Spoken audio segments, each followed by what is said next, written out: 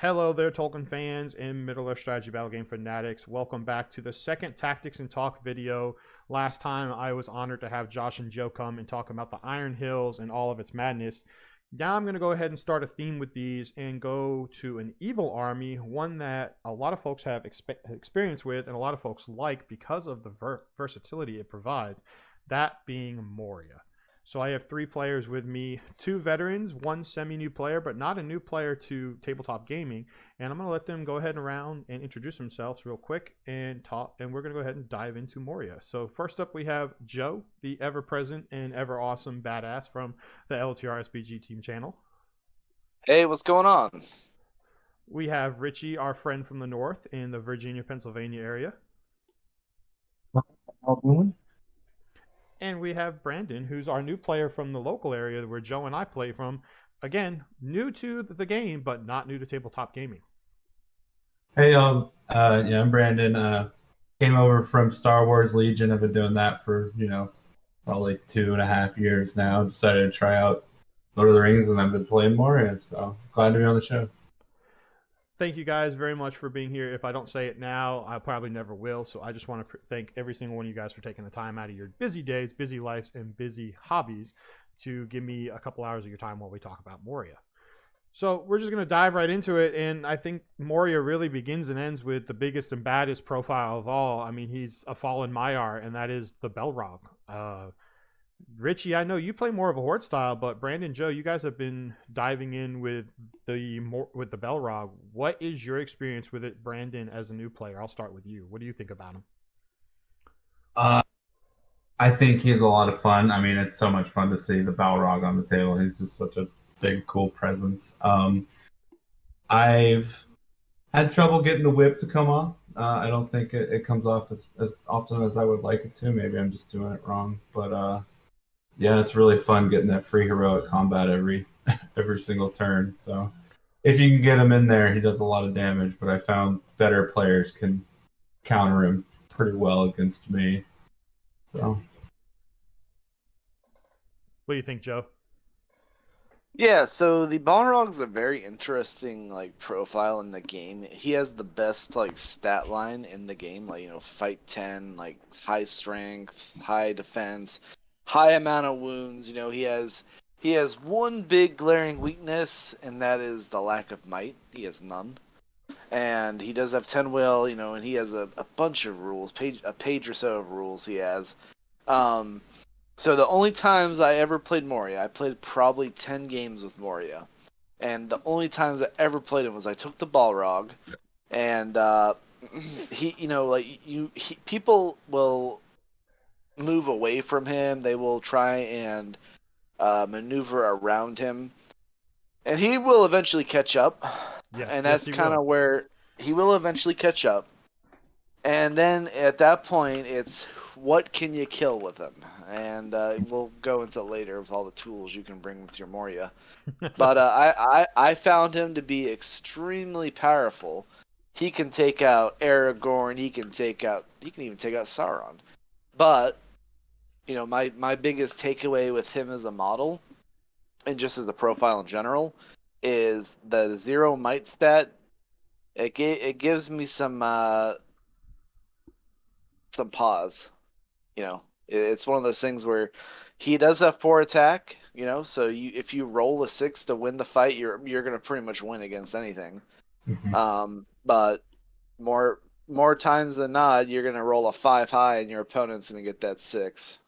And it does sink because the points value you're paying for the Balrog when a shielding warrior Minas Tirith beats him in a fight. So, but yeah, I think he's a great profile. He's very forgiving, and he has some really good buffs for your army. And I don't think you can go wrong taking him. You can't really play him wrong per se. It's just how your opponent would react to him. I agree. I think the Belrog's probably, again, he's the big piece for Moria from a power tools perspective. Moria's got a bunch of tools that it can go with, but the Belrog is one of those ones where it's just like for the fact that he's a plastic model, he's kind of intimidating when you look across the 4 foot of table and see him. coming at you, and it's just like, well, what do I do? How do I stop it? And you kind of do what Joe said. You got to look at your tools and see how can I counter him, or how can I just try and run away from him and stay away from him the whole game. The lack of might does hurt, but in my experience, more often than not, it only takes one of those turns where he rolls a 6 in combat and basically gets the auto win, unless you're able to strike up to fight 10 with him and win a roll off. It only takes one turn of him doing that to completely be able to annihilate one of your heroes. Yep. That's true. Richie, have you played around with the Balrog much? I know you've gone against him a couple times. So I might get flack for this, but yes, I have played the Balrog a couple times, and I have actually placed in the top 3 with the Balrog, with his Legendary Legion. But honestly, I don't like the Balrog as a model without the Legendary Legion. The Legion made him more viable, but because of the lack of might, he can really struggle on the board. And for 350 points, it's really hard to get his point value out of that model if he's not rolling those 6s. Biggest thing that I learned to do with the Balrog from playing with him to try to make him more viable and to get those heroic combats to go off is I typically will spam a couple of goblin captains and keep a goblin captain in the fight with the Balrog and kind of bottleneck where the Balrog's at. So even if I'm fighting a hero and they or a model and they roll a 6, I can use the might off of the captain for the Balrog. But honestly, Moria's got such a diverse profile, so many diverse profiles in it that I think there are better tools in the army than the Balrog for the points you can spend. Yeah, Richie's our local Moria horde expert. He likes to use a bunch of different beasties and things, specifically one nasty thing that we'll talk about. But which I'm so excited for. But yeah, Balrog, great model. Gotta be smart with how you use them. I like the idea of what Richie said. You definitely want to see if you can't keep a Groblog, a Durber, just a basic captain near him in order to be able to do a heroic movement if you lose priority. Because a lot of times, like Joe said, if your opponent has any sort of bodyguard or high courage units, they can just, pass a courage chest or bodyguard into position to hold the Balrog up and then go reposition all their guys to get the combats that they want. And you really don't want the 350 point Balrog sitting there while your opponent takes the equal amount of pointed models and goes and decimates your very low pointed, low defense, low fight value, low everything goblins. Yeah, you're not going to break in most cases. If you're playing a Legendary Legion like Richie said, which is usually how you see the Balrog now, you're not going to break because of the bonus that comes with that. But you also don't want your entire army getting wiped out around you and having only the Balrog be the last model standing. So... yeah, I agree with that, especially if it's like an objective scenario. Sometimes not breaking can really hurt you. I agree. Yeah, trying to hold those, especially for ones like domination, where you got to have guys around them, the objectives, and they flee from a broken courage check or something, or they all get picked off, and then it's just like, well, dang, now how do I go get the objectives? You've basically lost the game. Mm-hmm.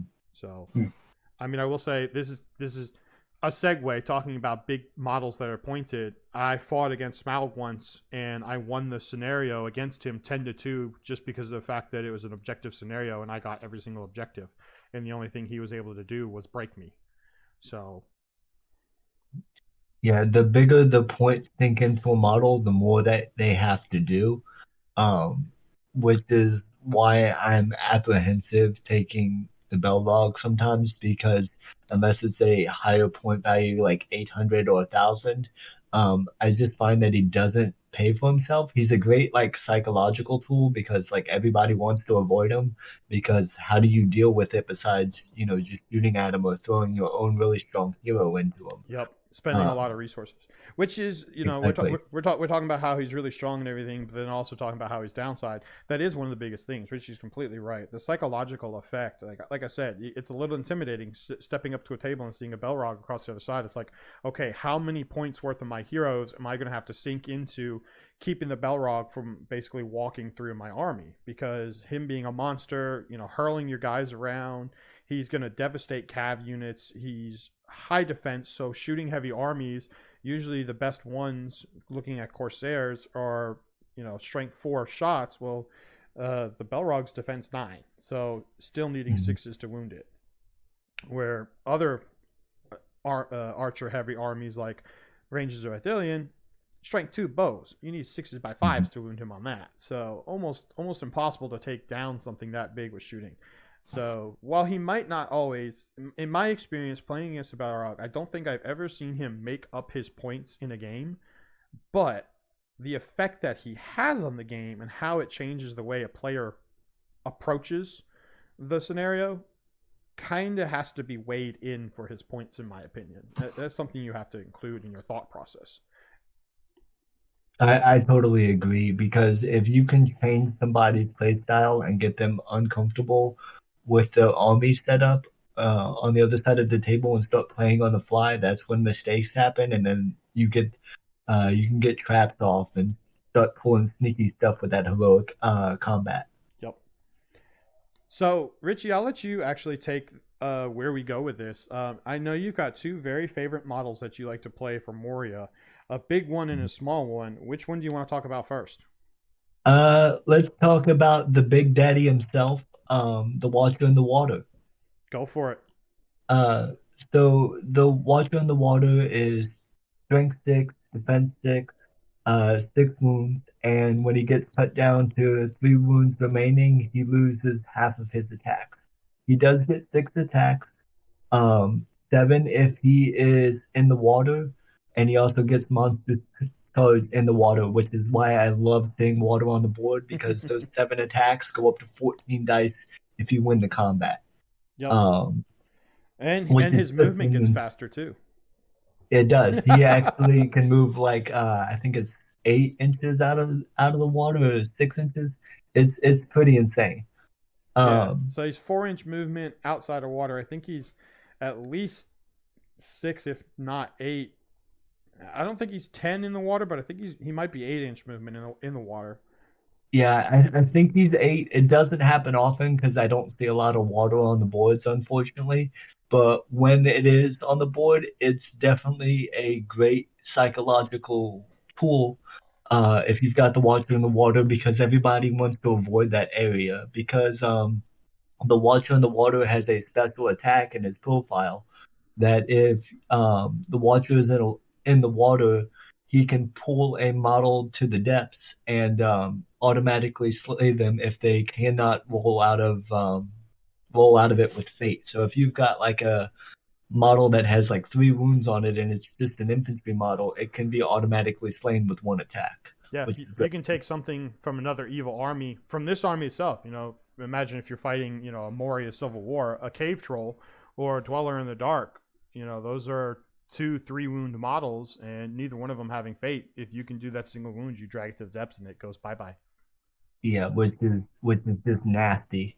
But the great thing about the Watcher in the Water is the fact that he can pull models out of position and pull them to him with his tentacles, because he has no in the ways with it. And if you keep the Watcher behind your line, there's no real way to engage them, and then you can just pick apart a person's line, which is great for pulling spears, banners, hero if you've got a bat swarm combo lined up. Because with the Watcher being fight 6, there's nothing they can do to strike up, because they're just going to fall down to fight 5. So he's just a great utility knife. Psychologically, because he can pop up anywhere on a 3-up, and a lot of people have to just think on their feet of how to deal with them, especially if they're a good army, because they can't shoot into the combat to try to kill them. So if it's an evil army, people will definitely shoot into the combat to kill him, even if they have to kill a few of their own guys, because he's a 200-point model. Which, if I'm being honest, I think he's undervalued in points. I think he should be around 250, maybe 275.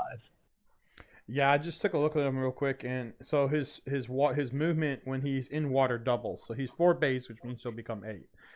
Yeah. So that's how fast he can move, which is great. Yeah. And then yeah, so you and I have played a few times, and where you've used the Watcher, and the one game that sticks out to me was when I used Rangers of Ithilien, and you were just throwing your shots at my Rangers, and there was nothing I could really do, because even if you didn't wound my Rangers, you were pulling them into combat, and I couldn't get to you because I couldn't fight through, and then causing terror too. I'm just courage 3 men, so I was having a hard time getting extra guys in there to potentially even slow down the Watcher, just due to the fact that with those 6 attacks, I'm pretty sure you won almost every single battle or fight that we were involved in with him, and it kind of hurt. He won a lot of fights, and even when he got swarmed, I think at one point you got like 8 models on him, so you had the dice advantage for like 1 turn. But it was a real struggle to get more men on him past that turn, because even though your courage 3, he also has Harbinger of Evil, so everything gets a -1 courage all the way around him. Yeah, and I mean, it came to the point where I was just like, all right, I'm not going to charge him. I'm going to sit back and hope that every guy you hit in shooting, you either kill or fail to hit. That way, maybe I can sit here and shoot at you, because that would be the only way. At that point, at the late game, that was the only way I saw to maybe try and get a victory, or to get wounds on him to slow him down. And that worked. You ended up putting 2 wounds on me like that, so yeah, because I was rolling very well that night. So I ended up killing the guys I was trying to use as shields. But the Watcher is definitely a great one. The little model that I love that you also brought up is the Bat Swarm. Oh, that's not the one I was thinking of, but yeah, go for it. What one were you thinking of? Well, staying on the idea of heroes, the Shadow Shaman. Oh yeah, I love the Black Shield Shadow Shaman. My buddy Josh absolutely despises them. So on a 3-up, the Black Shield Shadow Shaman can destroy a piece of war gear if the model does not resist it with will. Which I bring him, even though he's 50 points, to just get rid of banners, because that's a major point sink for a lot of people. And having the lower fight goblins that I bring typically in hordes, it's nice when your opponent whiffs their rolls and then doesn't get those 3 rerolls. I agree. So. I mean, you shattered Aragorn Elisar's sword, and that really bummed me for lack of a polite for the use of a polite word. Well, yeah, because you go from killing anything on 4s to having a -1 to wounding and the dual roll. And the dual roll, yeah. Yeah. Well, I used them the other day actually, and I used 2 will, and I was able to break Durin's axe.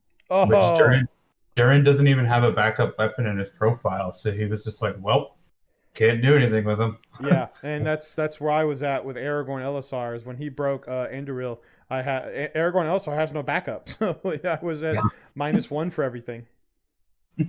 The prize thing I have ended up breaking with that Black Shield Shaman is I actually broke the Crown of Morgul one time on the Witch King, because he was burned out of might, and I ended up rolling a 6, and the person I was fighting just could not roll a 6.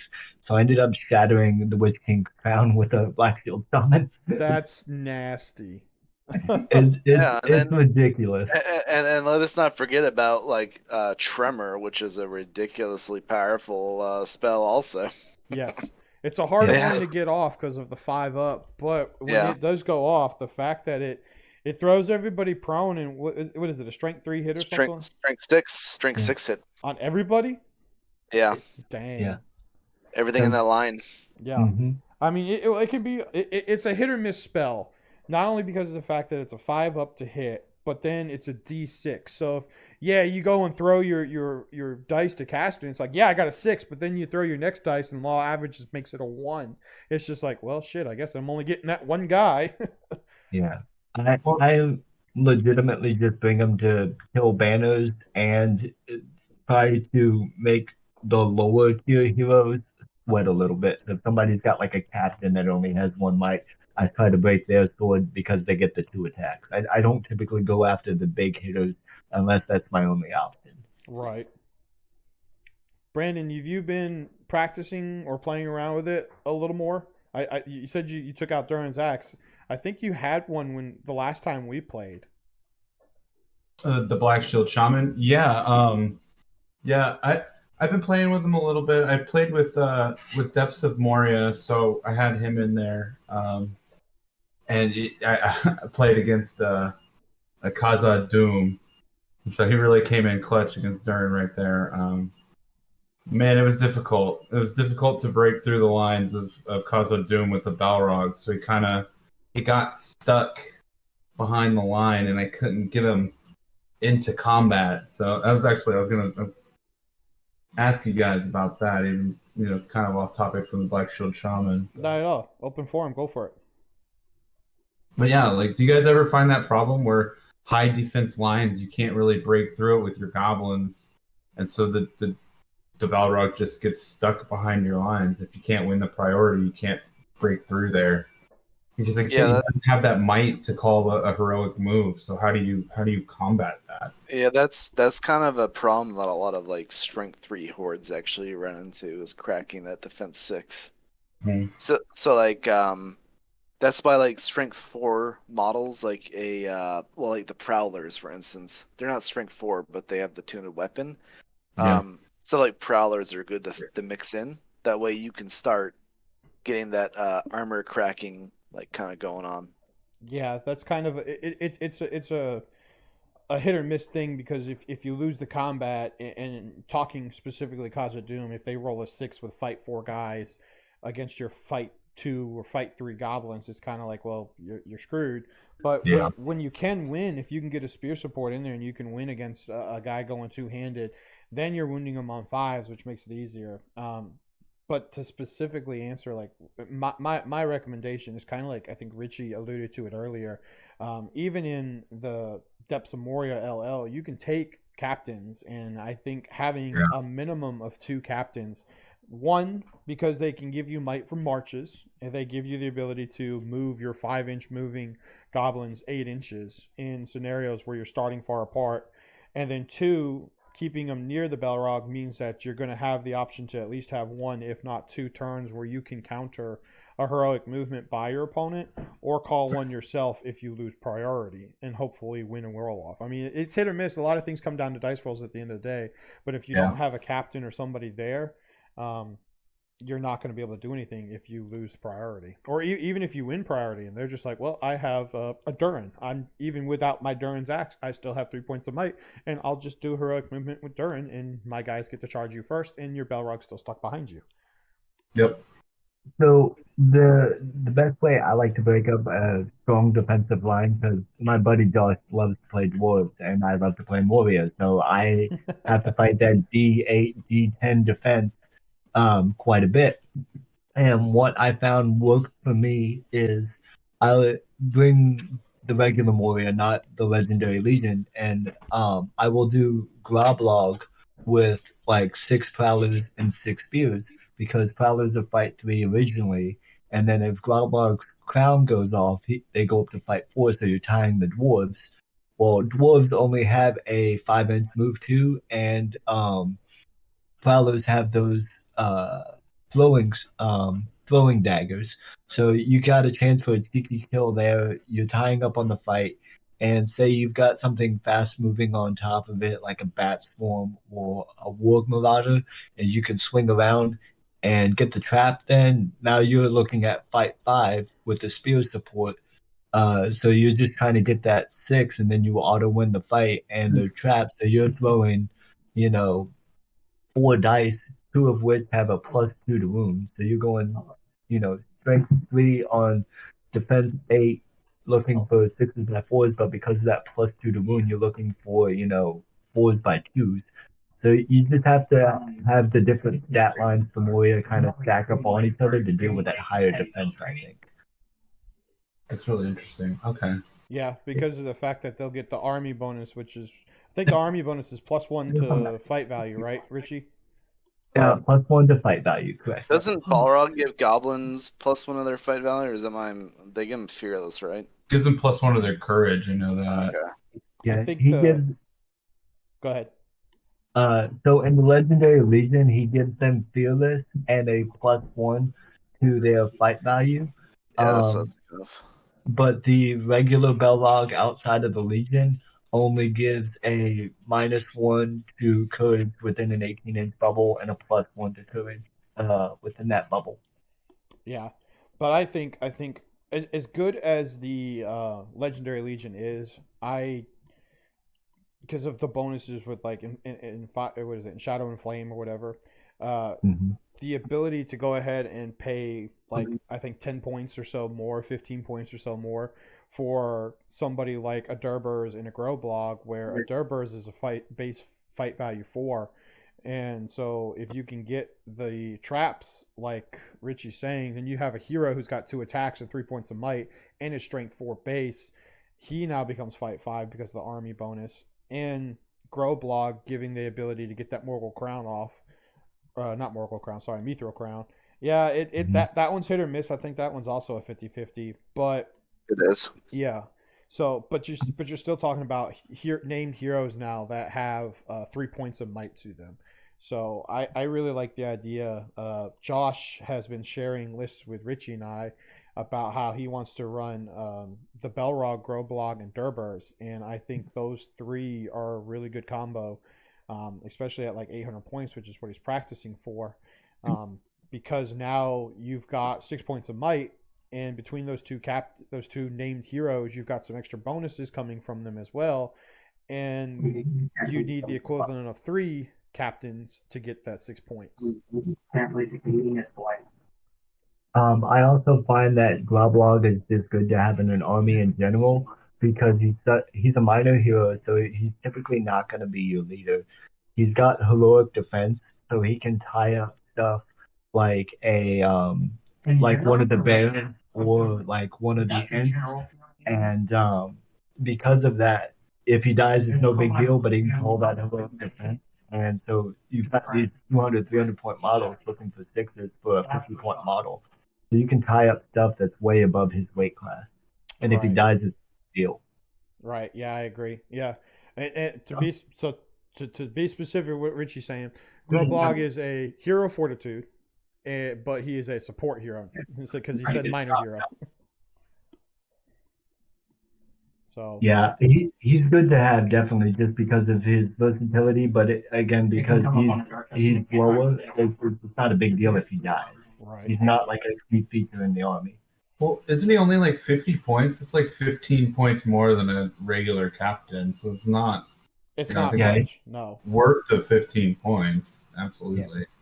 Yeah, he's only like 10 points more than a regular captain and 5 points more than a Black Shield. And he's defense 6, so he gets that extra defense on top of it, which is nice. So that's another thing you can look at putting in there is a Black Shield captain. They used to be better. I think they used to be like strength 5, but now they're strength 4 with a 2-handed weapon. No burly, so you know if you're going to go fight with them, you have to pray that you can get a 6 and then might it back up to a 6, or you can have a support that rolls a 6.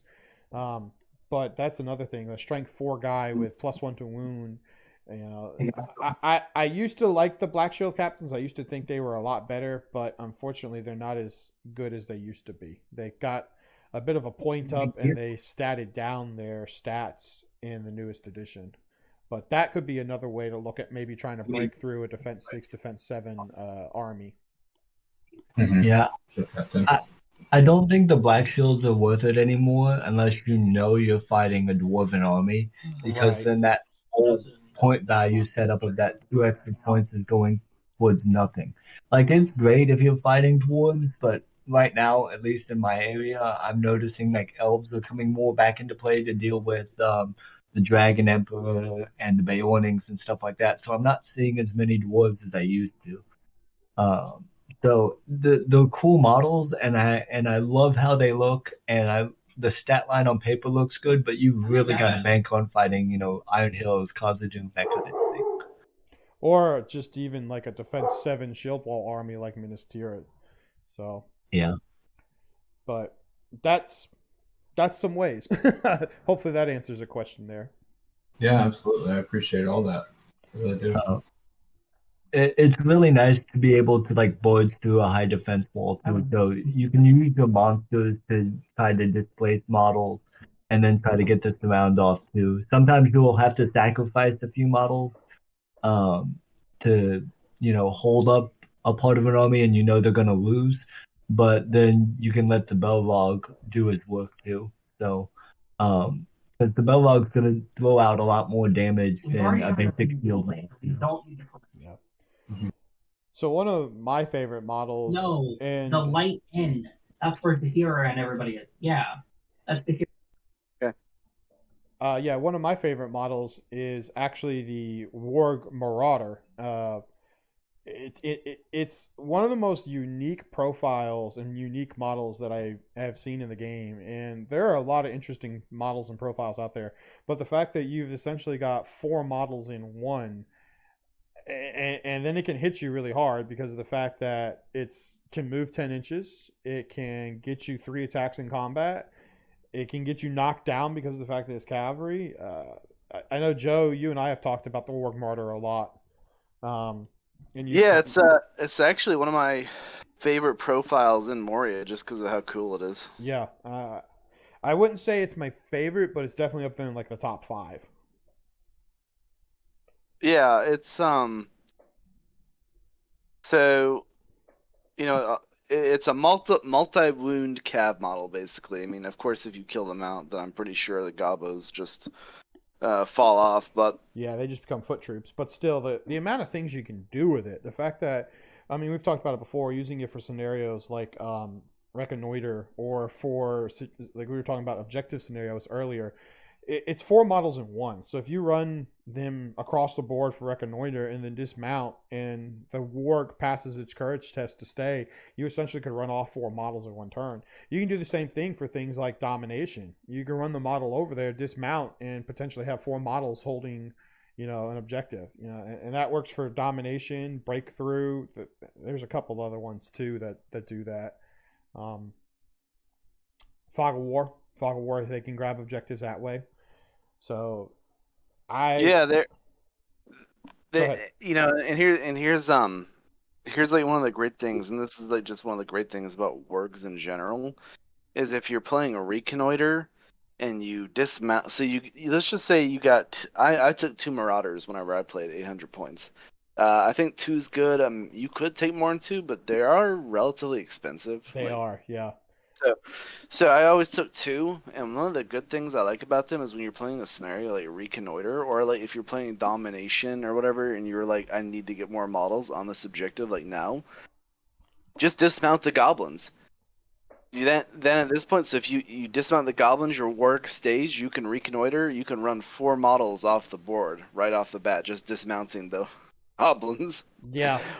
Or if you're playing domination and you got one, like, I don't know, warrior of Rohan holding an objective, and you're like, okay, I don't want to even engage you this turn and risk, whatever. I'm just going to dismount my 4 goblins and stand here, and I'm going to have more models on this objective than you. Yeah, absolutely. Yeah. So because that's one. Go ahead. Sorry. That's one of the cool things about them. They can shoot while they're in combat, which is cool. So it could be a gamble because again, they are a relatively expensive model. Yeah. But you can throw them into like an enemy hero and then try and shoot the horse of the hero. You just try and get that horse shot with the archer. Sometimes it works, sometimes it doesn't, but that's just another tactic with them. And then if you compare them with, I don't know, we were just talking about the Balrog. If you compare one with the Balrog and knock the model prone, you're getting more dice because they get 3 attack on the charge. Yeah. They have a special rule. So that's giving the Balrog 3 extra dice to win the fight, and if you win the fight, you're knocking the model prone. That means your heroic combat's probably going to go off. Yeah, and that's another way to help increase the killing power of the Balrog. Since I don't think it doesn't have monstrous charge, right? because he's only got 4 attacks. Marauder or The Belrog. no, Balrog doesn't have monsters charge. No. Yes. Okay. So that's that. There you go. That's what I thought. That's a great combo, where if you can get the cavalry of the Warg Marauder to knock prone a big hero or something, and then have the Belrog in the fight. Now you're giving the Belrog 8 dice with strength. What is he? Strength 8, strength 9. You know. Strength Yeah, 9. Yeah. 9. Yeah. So he's wounding. At the worst, he's wounding most things on 4s. So Yeah, so you can probably one-shot pretty much any hero in the game with that combo if it goes off. Oh, so And then the icing on the cake is if you the Balrog, let's just say the Balrog's fighting Boromir, right? Mm-hmm. You charge your Goblin Prowler in to help the Balrog, and then you try and shoot Boromir's horse. You're probably not going to wound the Balrog with a bow, but you might wound Boromir's horse, right? And then you take it off, and now Boromir's prone. Now next turn, Boromir's going to have to start using his might for heroic moves. Yep. Well, and so what Joe was talking about, so they're 1 attack base. It's got, so the way it works is there's 3 models on top of the Marauder, for anybody who doesn't know. One of them's just a sword and shield guy who's the driver, the main rider. And then you've got 2 passengers, which are 2 guys with goblin bows. And so their goblin bows are not going to do great. They could do a little bit of kiting and sniping with them. They're still going to suffer the -1 penalty if they move. But if you don't shoot with them in combat, if you charge in, you're going to get the extra attack on the charge. And then you get 1 extra attack per goblin that did not shoot that turn. So you could have, in 1 turn, 4 attacks with this guy. That's ridiculous. And then, It also just lends Moria like a fast mover, which they need to get the sound offs. But those 4 attacks, especially if you've got like the drum going too, you've got 4 attacks and a reroll. Statistically, you're gonna get a 6. Yeah, and here's something that I think all of us have forgotten, because I know Joe and you and I had a game, within the last few months, and you had a few Marauders, and I totally forgot about this. But I'm looking at the armies, the models as we're talking about them, and if all 3 goblins are still alive on the warg, the entire model causes terror. Oh, yeah. Yeah. So they get I did not know that. Yeah. Lethal Union. Whilst the goblins, so there's plural there, so I'm assuming all 3. Whilst the goblins remain upon the warg, the entire model gains terror special rule, and they get a +1 to their courage. So they're going to be courage 3, and if they're near the Belrog with the +1 to courage, they're courage 4. So, one of the problems with goblins is the fact they have low courage value. Well, this guy can maybe potentially help you solve that issue. I mean, courage 4 is not great, but it's a 50-50 shot to charge an enemy terror model or to survive a courage check for whatever reason, as opposed to courage 2, where you need a 33% chance. So definitely, so definitely one of my favorite models. It's definitely unique, because I don't know of any other mounted model that you can just basically just come up with 4 models out of 1, besides maybe like the Dragon Emperor. Yeah, he's the only other one that I can think of. Let's see. I would say maybe the King's Champion from Khazad-dûm, but because it's the champion himself and the 2 heralds. So that's 3 models, but still. Doesn't have 10-inch movement, doesn't cause terror, it doesn't have 2 bows. Yeah, Moria is full of very unique profiles between like Warg Marauders, the Watcher in the Water, being able to kit out a dragon, Yeah. Everything about Moria is it can do 10 different things. It may not necessarily be the best at any one particular thing, but you don't have any glaring weaknesses either. Yeah, I agree. I think one of the this model I'll bring up, and some folks are probably going to be like, roll their eyes at me, but I have always had a liking for the Dweller in the Dark. I know it's an infantry model. Unfortunately, it doesn't. So it's an infantry monster model that doesn't have any might. So in combat, if you don't roll a 6, you're basically going to die. No fate either, so very susceptible to bow shots, especially because it's defense 5.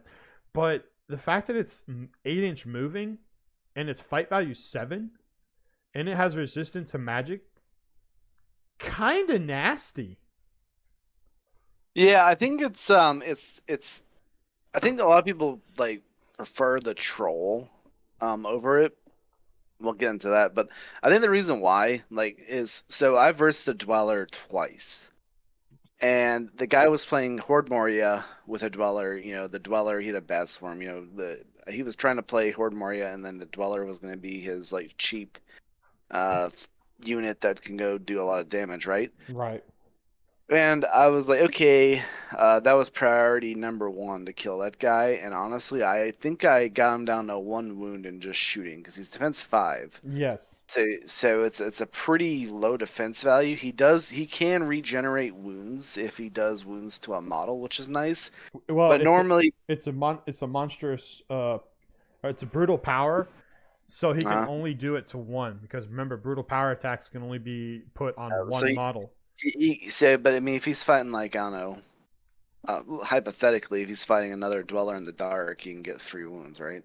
No, it's whenever you slay an enemy model, you regain a single wound. You have to slay him. Okay. Yeah, so you could kill a model every turn and gain a wound that you've lost. So if you're down to 1 wound, if you go kill 2 guys in 2 consecutive turns with that special power, then yeah, yeah. Well, I think the reason why I just think people prefer the troll over him. I think he's also a little bit more expensive, isn't he? Actually, 75. Sorry, it's not a brutal power. It's actually just a special rule for it. I misread that. Yeah, Rend. So he can get his back. It can use Rend, as the only brutal power to gain wounds back. So hurls, you wouldn't get it. So yeah, if you were fighting 3 models and you kill all 3 models, you can get back 3 wounds theoretically. Yeah. So does he have 3 wounds still, or did they give him more wounds in his profile? No, he used to have 3. He's 3. So he's okay. Movement 8, fight 7, 3 strength 5, defense 5, 3 attack, 3 wounds, and the big one, and this is one that I think we were just talking about this. He's courage 7. Yeah. So that's nothing to sleep on either, especially when we were, like I just mentioned, Moria is a low courage army. Yeah, so the 2 times I versed him, though, basically I was able to get him low in wounds.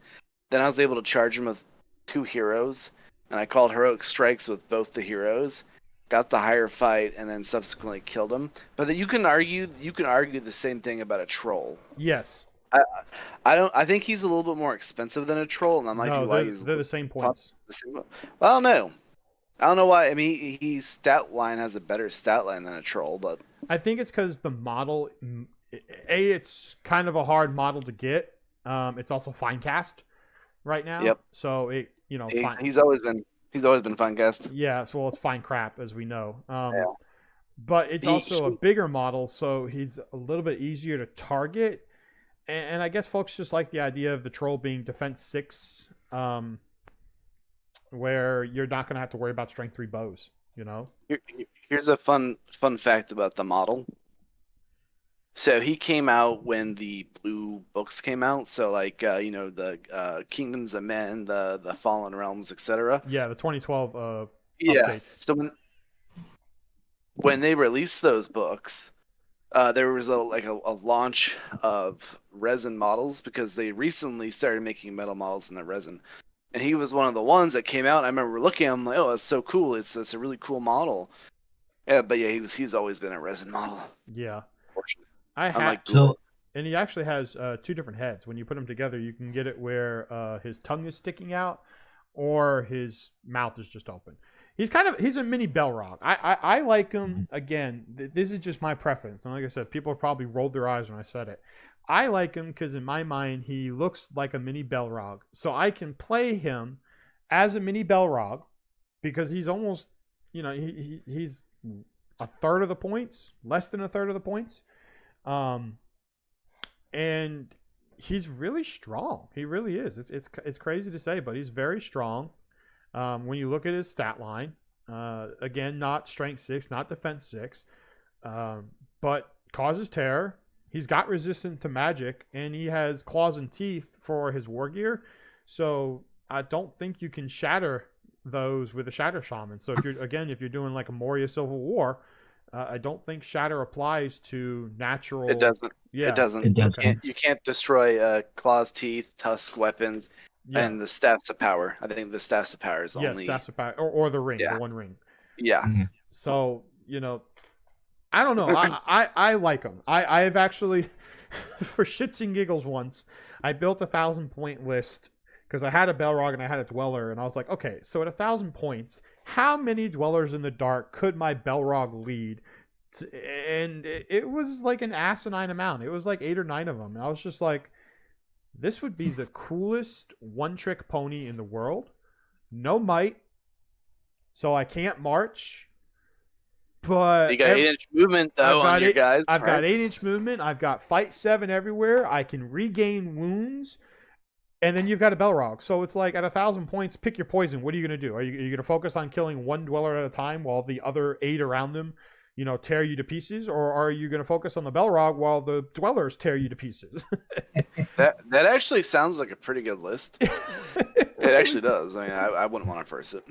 No. Well, I didn't want to verse the list you and I played against the other day, but hey, it is what it is. Fair. Well, now you know that an army I wouldn't want to verse. Oh, so you're selling me I should build it, is what you're saying. I've got I enough mean, dwellers if you want. if your wallet will allow it. Oh, I could find something. So here you go. I just did the math. I can do a Belrog. I can do 8 Dwellers in the Dark, and just for shits and giggles to give me some fast movement, I can put a Bat Swarm in, and I still have 15 points to spare. So I guess I could throw in 3 Moria Goblins with shields just to buff my numbers a little bit. Hey, the hell with the Bat Swarm, just take a Shatter Shaman. Yeah, there you go. 50 points. Yeah. Mhm. Touche. I think a lot of people just prefer the cave skull over the Dweller of the Dark, even though they're the same point value, just because you can put a hammer on the cave skull for 5 points, and then you've got a strength 6 model with a +1 to wound. That Yeah. can do a lot of damage, because then, a defense 6 infantry model you would be wounding on 4s down to 3s. Right. And I actually really like playing with the Dwellers in the Dark too, but I only ever put 1 in my army. And it's more for that psychological advantage, because just like Joe did, he threw his heroes right at it right out of the gate. So I will purposely put the Dweller in the Dark in a place where I know it's going to be out of the way, and I can pigeonhole those big heroes into one spot, and then let the rest of my army push. Yeah, the Dweller's going to die, but he's tying up more than his point values, and then I just have to keep those models there. Yeah. So I use the Dweller more as a sacrificial lamb just because of his defense 5. But if I'm looking for killing power, I go with the Troll with the +1 to wound. Yeah, and I agree. With you. And that's like I said. That's probably why people roll their eyes at me when I said it. This has to be said too about the fight 7. So if I charge, I don't know, hypothetically, if I charge Elrond, Boromir, Aragorn, whoever, any fight 6 hero, if I charge him into a cave troll and call a heroic strike, I'm automatically going to be a higher fight, right? Right. Mm-hmm. But if I charge a Dweller and roll, it happens, right? You roll a 1 for your heroic strike. I'm now a tied fight. It happened yesterday with you and me. Yeah. Yeah. So I think I think he gets an unfair shake because I've versed him a few times, but I also think he would work well in a Moria horde. So if you didn't take any of the any of the other monster heroes you can take. So if you didn't take the Cave Drake, if you didn't take the Dragon, you didn't take the Balrog, you didn't take the Watcher, I could see taking 2 Dwellers and just like an Ocean of Goblins being a pretty viable option. Yeah. And that's kind of how I've always looked at him, is he's a great model to throw in there. If you're not taking a Belrog, because again, he's a mini Belrog. And when I've played kind of like a Monster Mash, I played Monster Mash before with Moria, and I had primarily cave trolls for the Monster Mash. But I threw a Dweller in there just because of the fact that 8-inch movement could help me in the situation. And again, that fight 7. And again, courage 7. Evil armies lacking courage. Here's a model that is like, yeah, I have the same courage value as Gandalf the White. I wonder if they're insinuating that a Dweller in the Dark is like a Maiar. Yeah, like a baby Maiar. Well, well, I mean, he's not called a Balrog, right? But he kind of looks like one. So Yeah. maybe He's he's like a just lieutenant. maybe he's a fallen Maiar. Right? Yeah. I mean, I don't think he's never mentioned in the books or the lore, but No, I mean it's a G-dub creation, but I wonder if maybe it's supposed to be like some sort of like spawn of like the Maiar. Well, in the profile, it actually says that, their little lore. It has been suspected that these creatures are born of the same dark powers as Durin's Bane. So, Okay, that's pretty cool right there. So there you go. so he'd be a Maiar basically. no. Maybe it was like a Fallen second. Maiar. Yeah, because so here you go. This is where I'm gonna go with this theory. This is my theory. So the Balrogs were made by Morgoth. Morgoth can't create. All he can do is corrupt. So he corrupted and made the original Balrogs from Maiar. Well, because he's Morgoth and he's a Valar, he could make them as big and bad.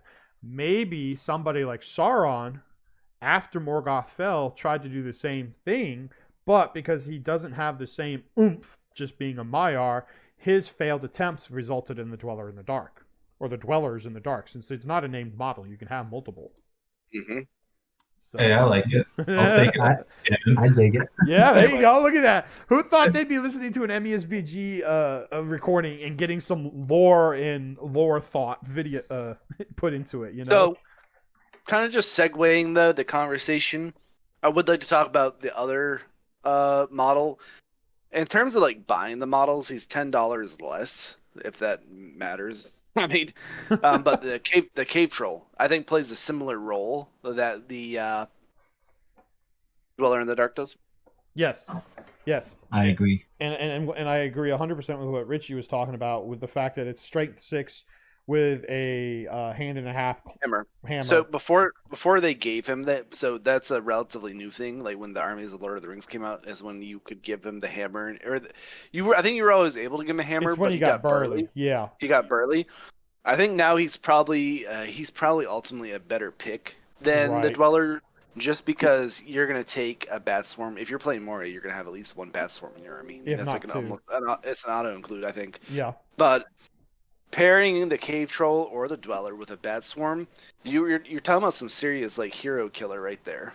Yeah. More of the troll just because of the two-handed hammer, but I mean the in both of them are gonna outfight anything with the bat swarm. So, but yeah, I think the troll's a good.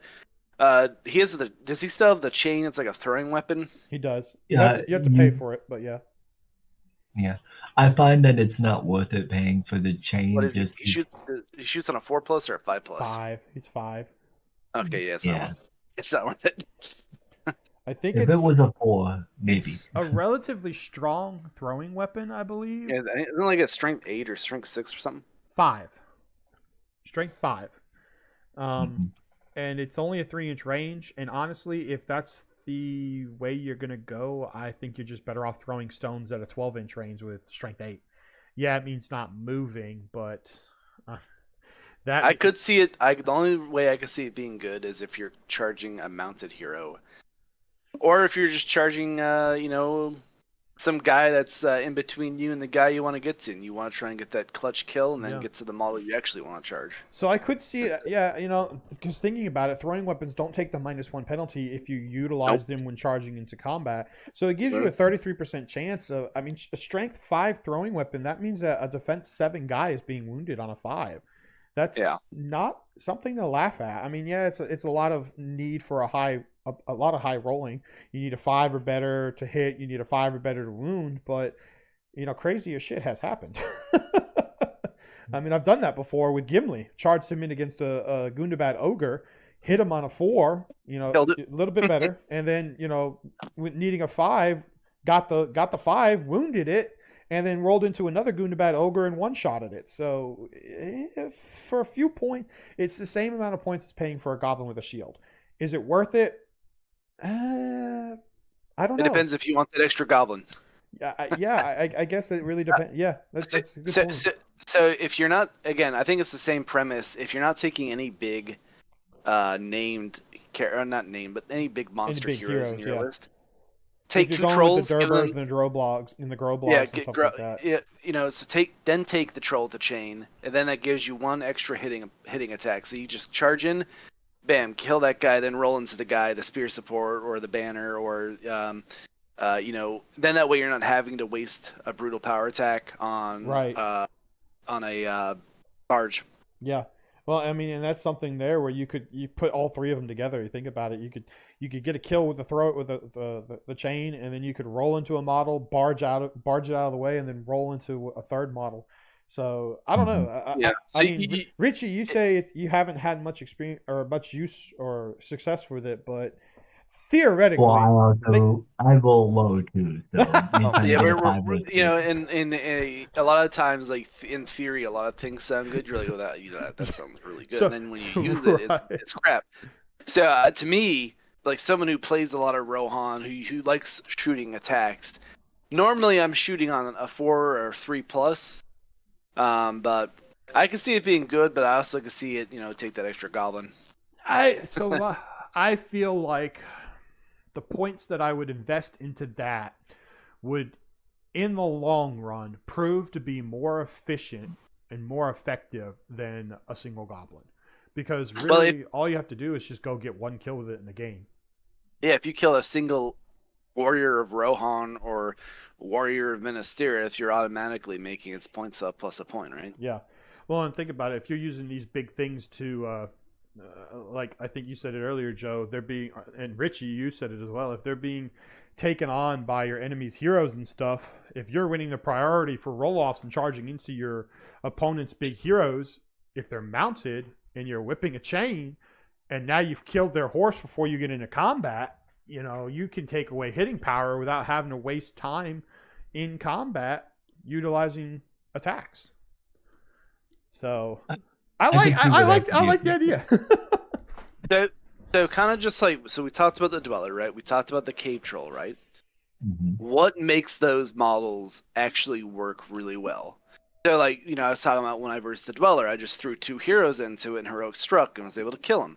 But the guy I was versing didn't have a Bat Swarm. Bat Swarm. I think it's a good time to talk about the Bat Swarm. I concur. I love it. 35 points, 4 wounds, fight 1, strength 3 attacks, defense 3, 2 attacks, 12-inch move. It's 4 wounds, which makes it an absolute charge hit. You just really don't want to get it charging. You do not want to get him charged by Cav because that double dice could flash to it. Yeah. So in my humble opinion, a Bat Swarm is a auto include any Moria list. It doesn't matter what point value you're playing. It doesn't matter what monsters you're taking. You need at least 1 Bat Swarm. I think, in my humble opinion. I think it depends on the way you're building your Moria. So if you're building more of a horde type, which is kind of how Richie plays with a couple big things thrown in there, I think at least 2, maybe more. Yeah. Maybe if you're truly going pure horde, and your big things to hit are like Marauders, then you could go 3. Yeah, if you're playing like 1,000 points and you have I don't know, let's just say you're playing no Balrog. Let's say let's go Richie's route and take the Watcher, right? Yep. And then you're gonna take your Groblog and your Durbers, and you're gonna probably have a captain and a shaman or 2 in there. Yep. Then you're like, okay, well you have you're like, okay, I'm playing 1,000 points. I'm not taking my big boys. So then you start taking cave trolls, dwellers in the darks, whatever. I think a Bat Swarm at 1,000 points, or even 800 points, really, if you're taking a horde of goblins, like 50+ models. I think Bat Swarm is almost needed for like the cave trolls and dwellers because it gets more value out of it. It just adds to what they already are. Okay, Yeah. So here you go.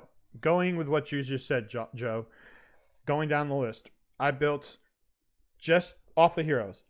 The Watcher in the Water, Durbers, Groblog, 2 Gundabad Black Shield Shamans. Okay? Okay. So, hold on, sorry. I put a Bat Swarm in every single one of the heroes list that can lead something, Yeah. because the Watcher's independent. He can't lead anything. hmm So that means I have 4 Bat Swarms with Yep. 5 heroes. Yep. 560 points. Yeah. And now you can fill your goblins out, and you can put in. I think I would probably honestly, I would maybe spice it up. Put in 2 trolls and a dweller. So that way you have a bat swarm per monster in your list, so you can pair bat swarms off with each monster. So if your monster, let's say like, because you have 1,000 points, people are gonna take big heroes. People are gonna take lists that have Elendil and Gilgalad in them. Okay, that's fine. I'll just throw my cave troll with his throwing whip into your Gilgalad, and then I'll fly my bats. The only problem with that, actually, the dweller would be good for that because the Gilgalad causes terror. So the dweller would be good to charge in against Gilgalad. And then you have, 3 potential bat swarms that can fly in there. I think they're like, what, Courage 3? Courage 2? They're Courage 2.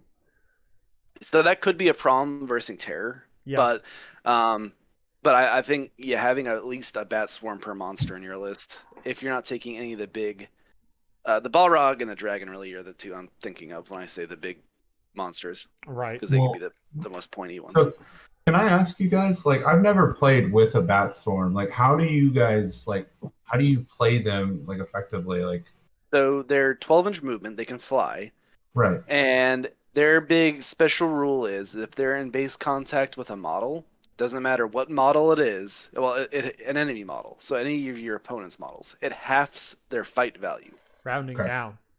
Rounding down. So if someone called a heroic strike and got a 6 and they became fight 10, they then become fight 5. Jeez. And that's, so that means that's one of the big things, like you're talking about, because you asked earlier, like what happens if your Belrog gets bogged down. So one of the ways that a Belrog can get bogged down is not only getting stuck behind enemy lines, but it's getting stuck fighting a hero like a Boromir or an Aragorn, where they have what seems like almost endless might to do heroic strikes. I'm talking about Big Boromir with 6 might. Well, yeah, Big Boromir with 6 might. They have almost endless points of might. Aragorn specifically has endless points of might, where they can strike every turn. Well, then it's a 50-50 roll-off every turn. And if they're like Aragorn, who has an Elven-made weapon, then your Belrog's like losing roll-offs, and your fight 10. It's like, what the hell? So that's where you can take a relatively cheap, like, it's an elite model. The Bat Swarm is an elite model because of its point cost. But that's how you can help mitigate the a Belrog getting bogged down, is by moving a Bat Swarm into combat with that. And they're even good helping your little fight 3, fight 4 goblin heroes become, they have the ability to be an elf, hero in combat. Just charge your goblin, charge Groblog or Durbers in, then charge a Bat Swarm in. Now all of a sudden, Glorfindel's starting to worry about fighting Durbers, right? Yeah. So that's one of the tricks. Yeah. And they're great at just flying to the back line and dealing with like defense 5 archers because they have 2 attacks. Yep. And they can close that gap so quickly. So yeah, you roll 2 dice, all you need is a 5 and you got it. So here's something you can do, Brandon. You're talking about like getting stuck, bogged down behind your line. So you have the whip. So again, this all depends on the whip going off, but you whip an enemy model, you can whip it into base contact over your own line. Obviously, since it's a throwing weapon, if there's an in the way, you have to take it, and you could end up hitting your own models. But with the higher line of sight that the Belrog has, you're probably not even having to worry about your own goblins being in the ways in front of you. Well, you can whip an enemy model over your lines into base contact with the Belrog, and then fly the Bat Swarm into base contact into the fight with the Belrog, and you are almost guaranteed to one-shot an enemy hero. So I'm gonna have to verify this, but apparently there's an FAQ out there saying the Balrog does not have to roll in the ways with his whip. Can you please find that? Yeah. Because I thought that was the case, but the guy I was playing last, he was very against that. I always had to roll in the ways for. Yeah, I will look. It's actually something I just heard the other day. But I'll verify that real fast. Let me just look. I'll be right back. Because that makes the Balrog so much better, in my opinion. Because I like having to roll in the ways through every single combat or whatever. Because sometimes there's multiple combats you got to go through. Well, it's a line. It's always drawn line of sight. That's the thing. Is like people. I understand being in the ways. In the ways are a thing, but you're supposed to go in the ways from line of sight of your model to the other model. The Balrog sits very tall. He's a very tall model. So if he's looking down, even if there's two guys like directly in front of him, then if he can't see them, then they're not in the ways, you know? Yeah.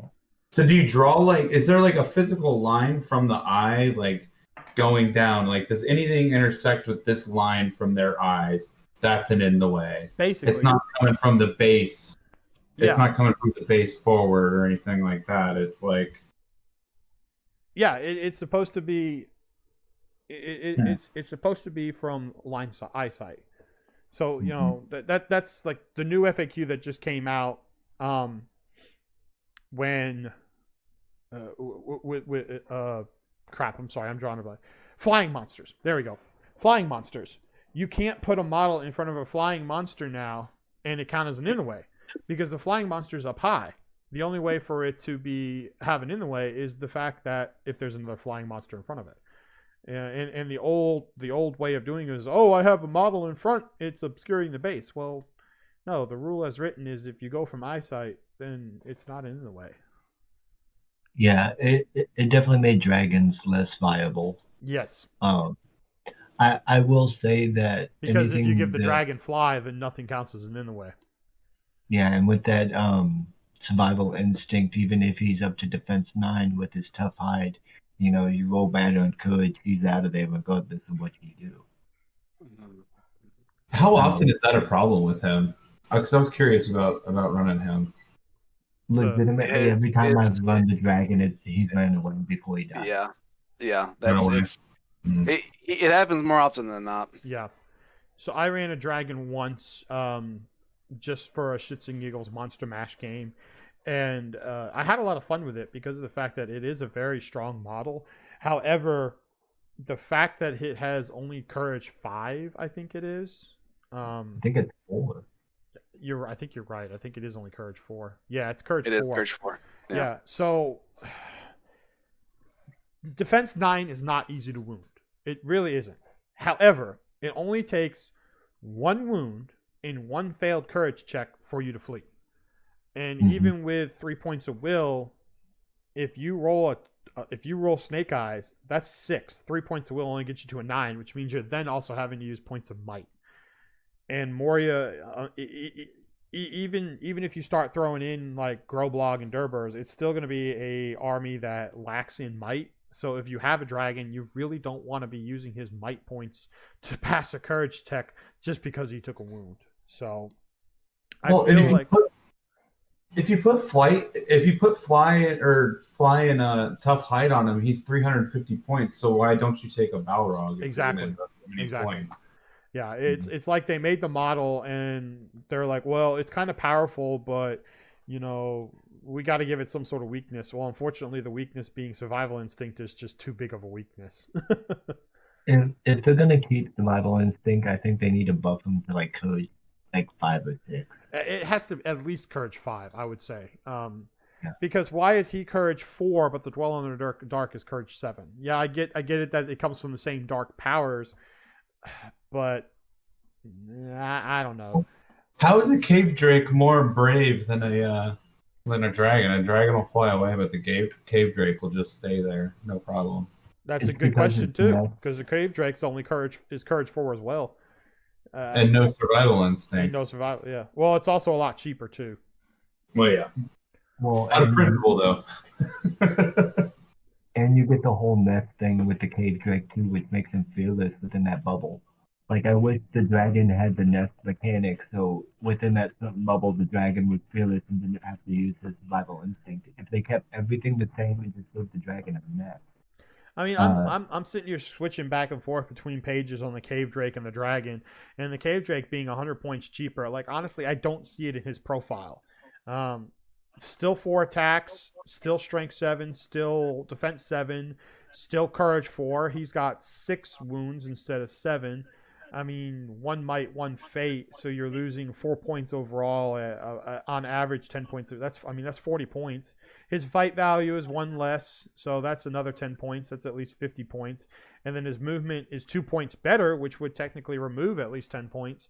It's like I'm not really seeing why he's 100 points less, and why is the dragon 100 points more? A dragon should probably be at worst 200 points, 50 more than a cave drake, because they still got special rules too. I mean, Gaping Maw is super cool.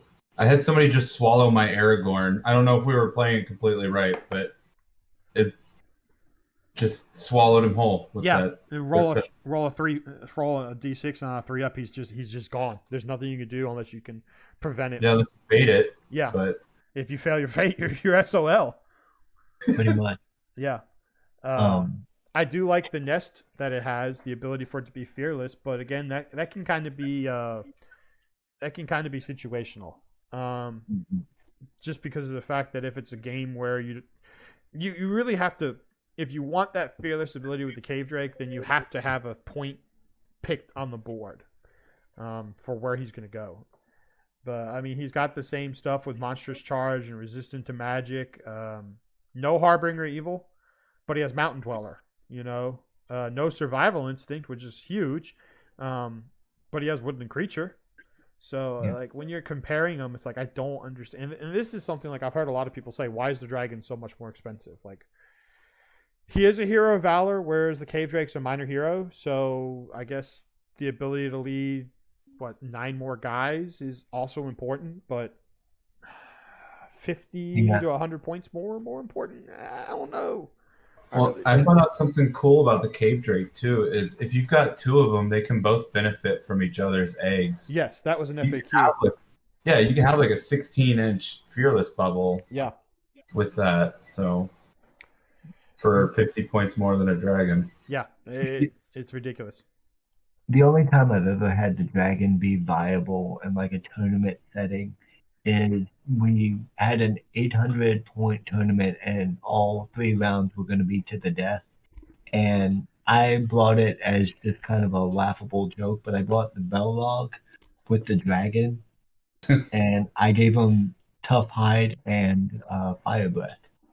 So, and I ended up playing up against a lot of dwarves and that, and then the rest of what I did for my other 100 points is I did Borg Marauders and a couple of goblins to just basically run away and let my 2 heavy hitters deal with it. Right, that makes sense.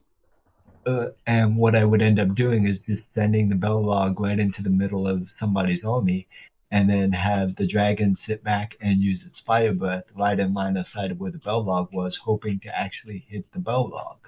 Because the Bellrog is fireproof, so he doesn't take the hits from it, even if he gets hit. And the way fire breath works is it from the model it hits, it's 2 inches out from the base of it. While the Bellrog has such a wide base. Yeah, it's a very big area. Yeah. Yeah, I was nuking like 10 to 12 wolves a ton, which was wiping out defense 8 like it was nothing because it's a strength 10 hit.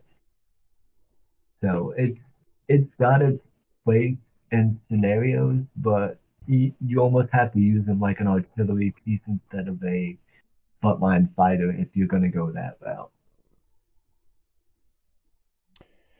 Joe, did you find that FAQ you were looking at by chance?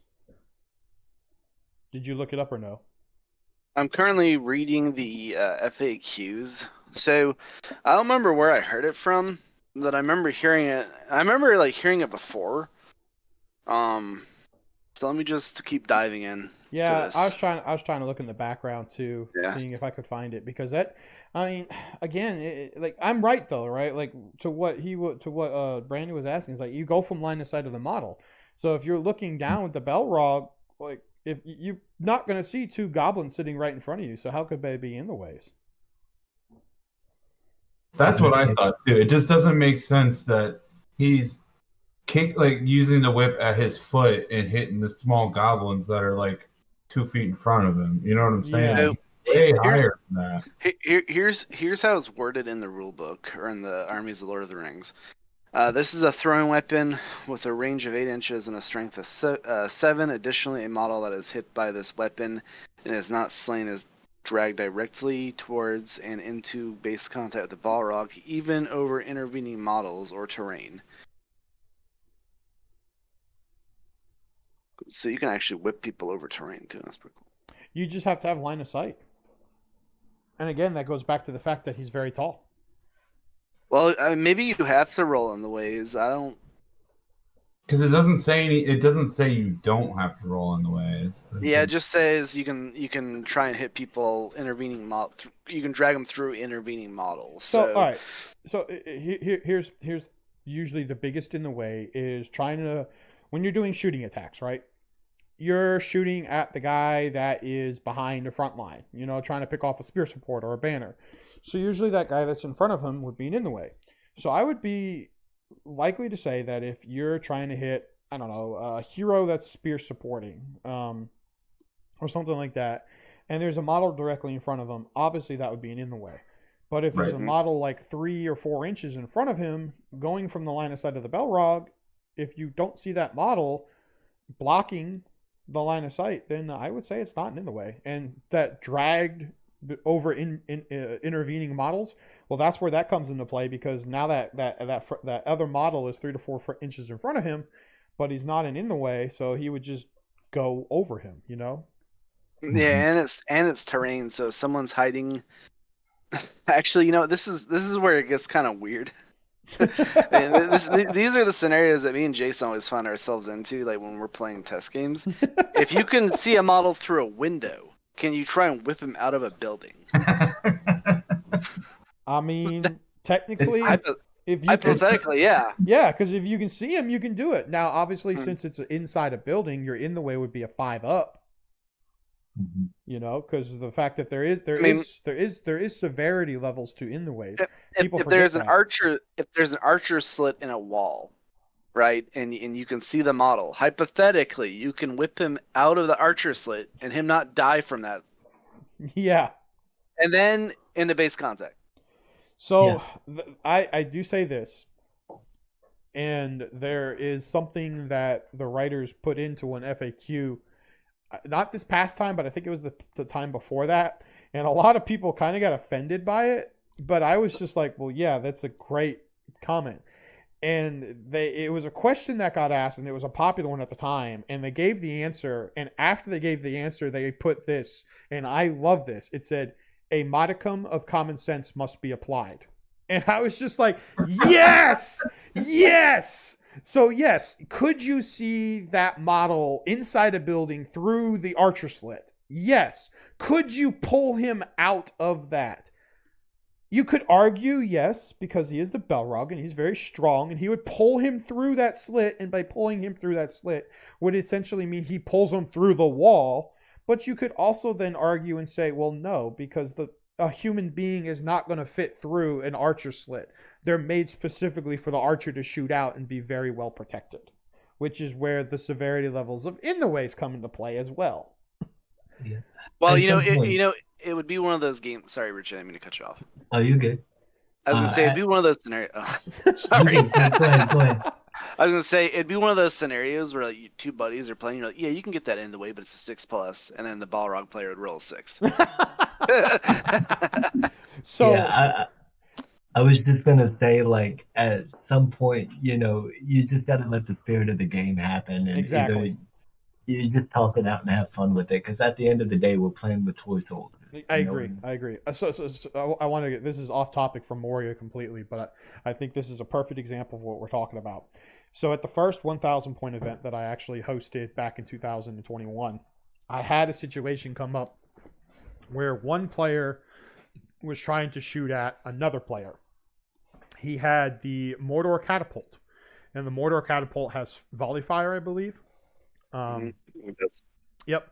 So he was trying to shoot it at an enemy player or his opponent. But his opponent had taken the model and put it inside a building. Now, the building had a top on it, but the walls were hollow around the bottom. So you could look in, but you could not look down, if that makes sense. Mm-hmm. Well, his opponent, the guy with the Mordor catapult, said, I can see that guy. And the other guy argued, but I'm inside the building. How could your catapult hit me inside the building? And again, that went back to the modicum of common sense being, well, it's a catapult. Yeah, they It's literally dropping show a it giant. breaking. Yeah, it's dropping a Yeah, giant man. rock on you. They literally show the Mordor catapult in the movie, damn shattering walls in Exactly. Minas Tirith. Like, so I mean, Yeah. So my answer was, and both players just because neither of them realized this, but I had read the rule book like the night before and had, for whatever reason, was looking at the in the way section, and it never occurred to me that there was actually a severity level 2 in the ways. And I said, yes, he would be able to see you because of the fact that he does have volley fire. However, because this is a purpose-built structure, you are going to have a 5 up in the way to hit them as per the in the way table. And they both looked at me and were like, there's an in the way table? And I had the book in my hand and I pulled it up. I said, yes, here you go. It's a 5 up. This is a purpose-built structure. It's a house. Yes, there's no bottom, but it's a purpose-built structure, which is a 5 up in the way. And they're like, okay, we'll take it. So there you go. There's one of those crazy situations that people don't think about, but definitely happen. That's why I like the walkthrough, because I don't have to worry about the in the way stuff. So it's still within that 6-inch reach. I'm just picking up once and taking them home with me. Like, that's why he's my favorite model. You're just taking them home for dinner, right? Pretty much. They're going to be one. So I want to. so yeah, Go ahead, Joe. No, I was gonna say we've kind of covered. So I know you guys talked about the Drake, Cave Drake. Mm-hmm. One thing I'd like to add to that is Cave Drake does have monstrous charge. Which So is does nice. the dragon. Well, Dragon out charge. That's true. Yeah, they both have. Cave- They both have Ca- that. Cave Drake has a lower fight value. Both of them have strike. I think both of them are good options. It just kind of depends, like, if you want to take the budget dragon, quote unquote, with the Cave Drake. The cave drake does not have strike. It has strength. But it has 1 might, right? It only has 1 might, which I always Yeah. thought was weird that it has 1 might but 3 will. It's like, Well, what? I feel like it's like, I know it's dirt cheap compared to the dragon. Yeah. And I know someone who actually likes taking the Cave Drake. Because he has 8-inch movement, dragonic charge, all that good stuff. I mean, I like taking the cave drake personally. He'd be good to take with a bat swarm. Like, Yeah. kind of like we've talked about the monsters. I think we've covered most of the heroes, right? Like the goblin captain's a goblin captain. They're low fight. You're not paying for them for their stats. You're just wanting to put might in your army. Well, we haven't Cheap talked might. about Azrak or Druzog, but honestly, unfortunately, with the change to how like spiders, you can't put spiders in this list anymore. Like spiders used to be in Moria in the little blue books. Well, they can lead stuff in their warband. They can lead spiders in their Ashrak can lead spiders in his warband, I Oh, think. can they now? Yeah, Ashrak can. and I believe Drusog can too. Yeah. Ah, Druzak you're can right. Ashrak can make them venom back spiders, which Right. is actually really nice. You're right. You're right. And they're actually the only ones who can lead wild wargs too. Yeah, and fell wargs. I will say this: Ashrak's a really good. Druzag's the one with Enraged Beast, right? Oh, that's disgusting. That thing is absolutely disgusting. It's really good if you can. I don't remember. You can't take a warg chieftain anymore, right? With Moria. No, I don't think so. No. I Yeah, don't think so. you So- can, but only in the Legion. Okay, so back in the day, though, if you're reversing Druzag with a warg chieftain, it was absolutely disgusting. No. let's go a little. You talking about like how far back in the day are we talking here? Like before this current edition that came out in 2018? Before this current edition, yeah. Okay, so let's go even more disgusting than that, because this is what I ended up having to fight right before this new edition was released with the current armies. It was Druzag and the Spider Queen getting enraged beasted.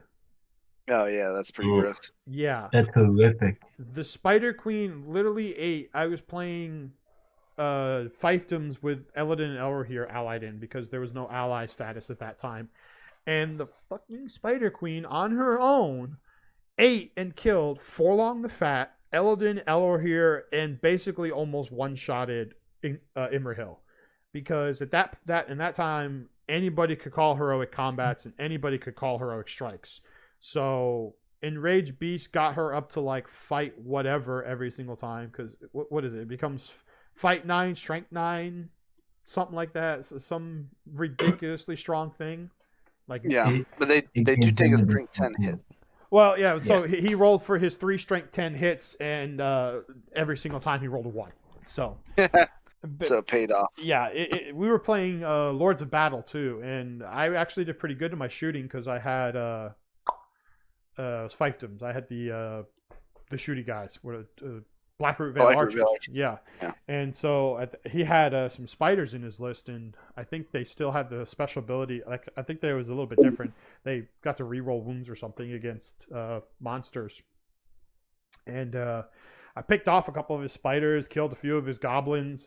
So by the time we actually got into physical melee, I was leading like 9-2 because he got a couple crazily lucky shots with his goblin archers.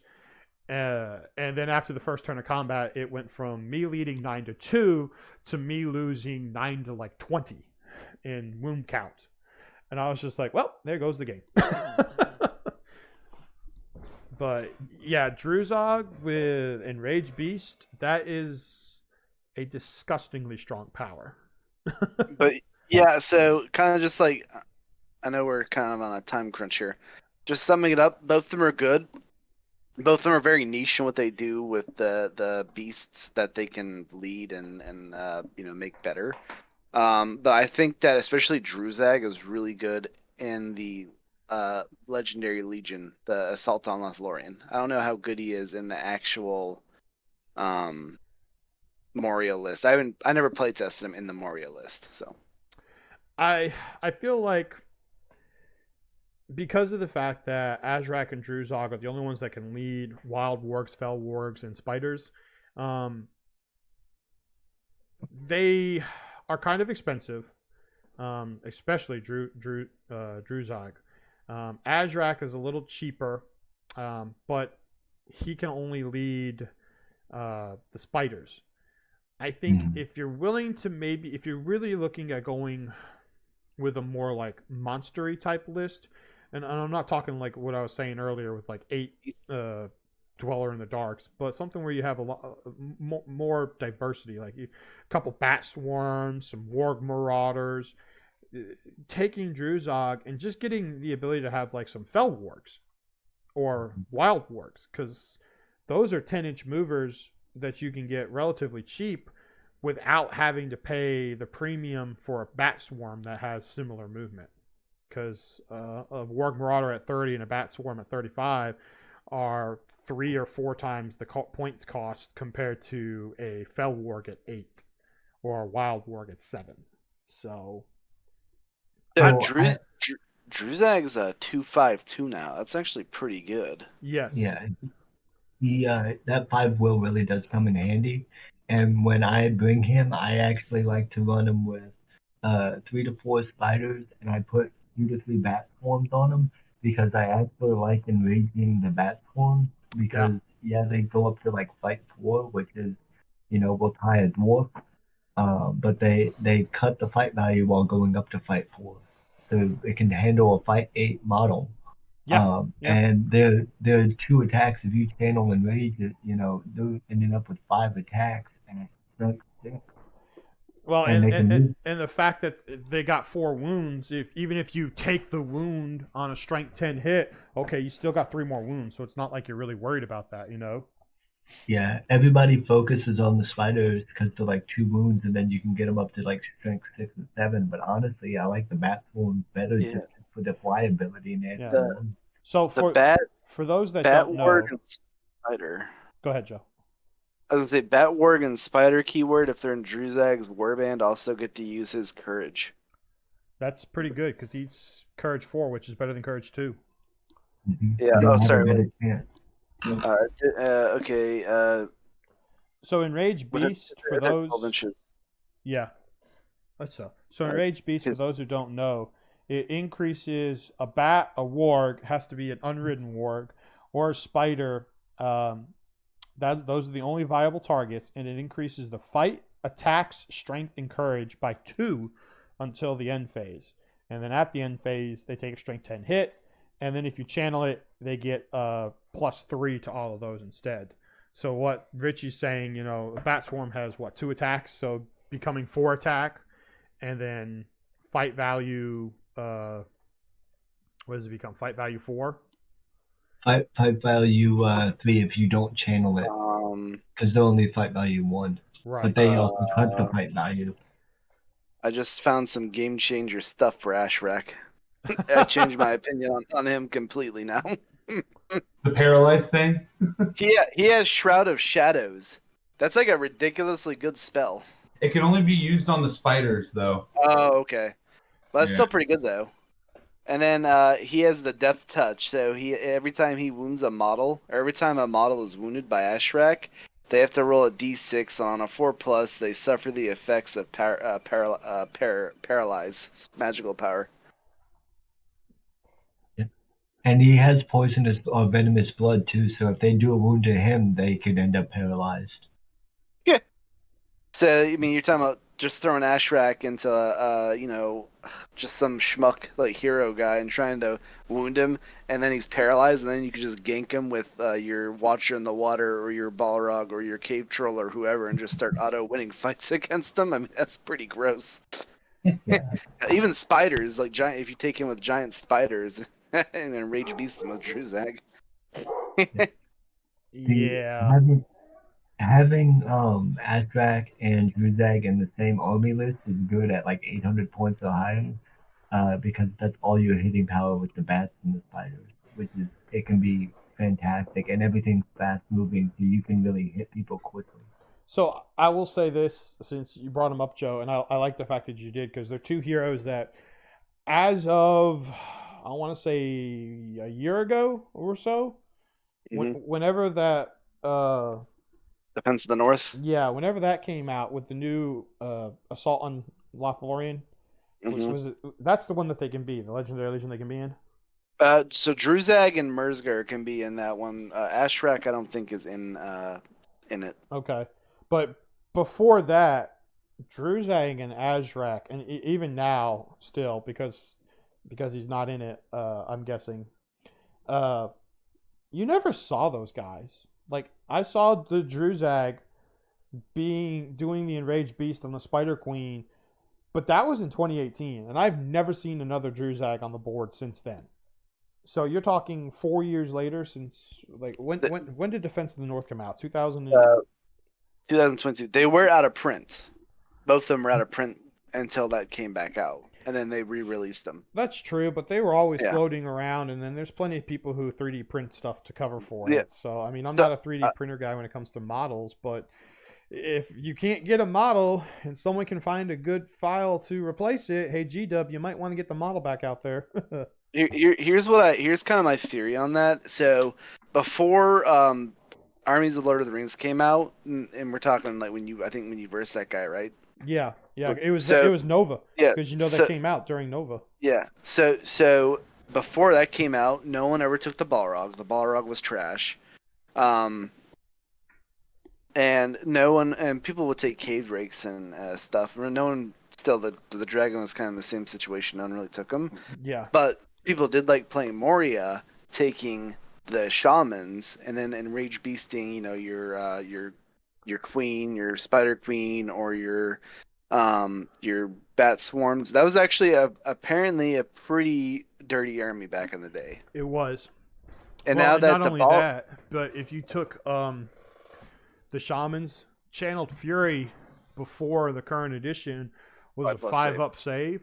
So you're already talking about, if you're taking a few big beastie things with goblins at 800 points, you could usually get into the 50s easily for a model count, if not closer to 60s.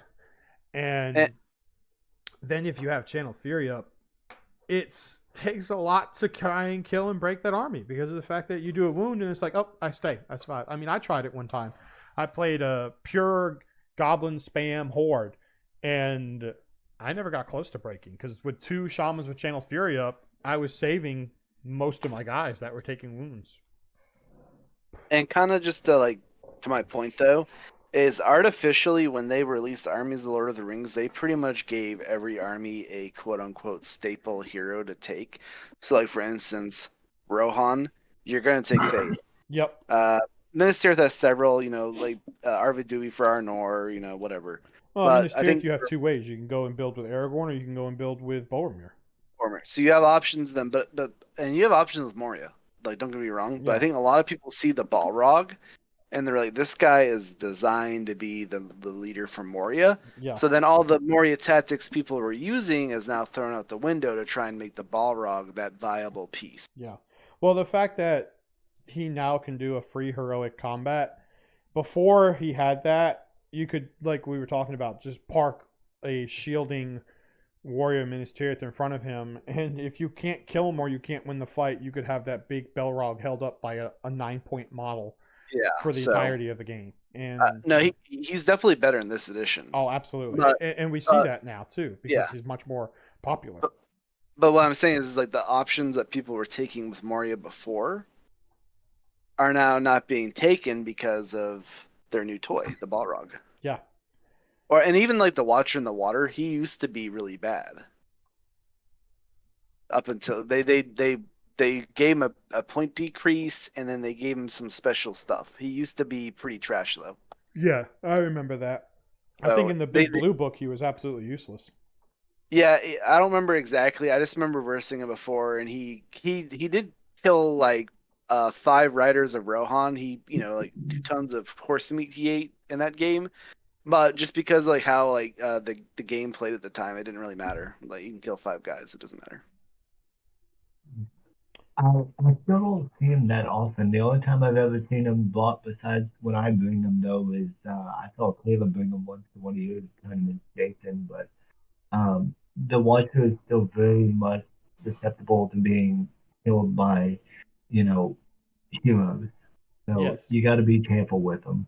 Yes. Yeah, there was a guy he was taking for like 2 years. He was taking Gundabad with Berserkers, and then he would take the Watcher and then 2 Goblin mercenary warbands. So like he would drop half his army on during the games. Like the Watcher would drop, and then the 2 Gundabad mercenaries would drop. And oh yeah, I played against him. Yeah, and I know who you're talking about. I can't think of his name, but I know who you're talking about. Yeah, he always had like decent plays with his Watcher, but it was always that next turn. He never was able to actually capitalize on it. And I think that's kind of where the Watcher is like, you need to play test him a lot. You need to play him a lot to really know how to capitalize on his abilities.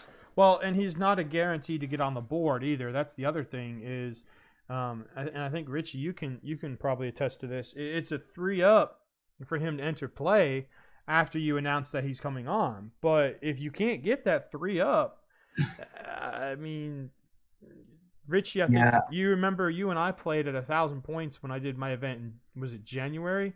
And your Watcher just never came on the board until the very end of the game. And by that point, I had killed enough of your goblins where I could then turn around and capitalize with all my heroes, and I one-shotted him in 1 turn.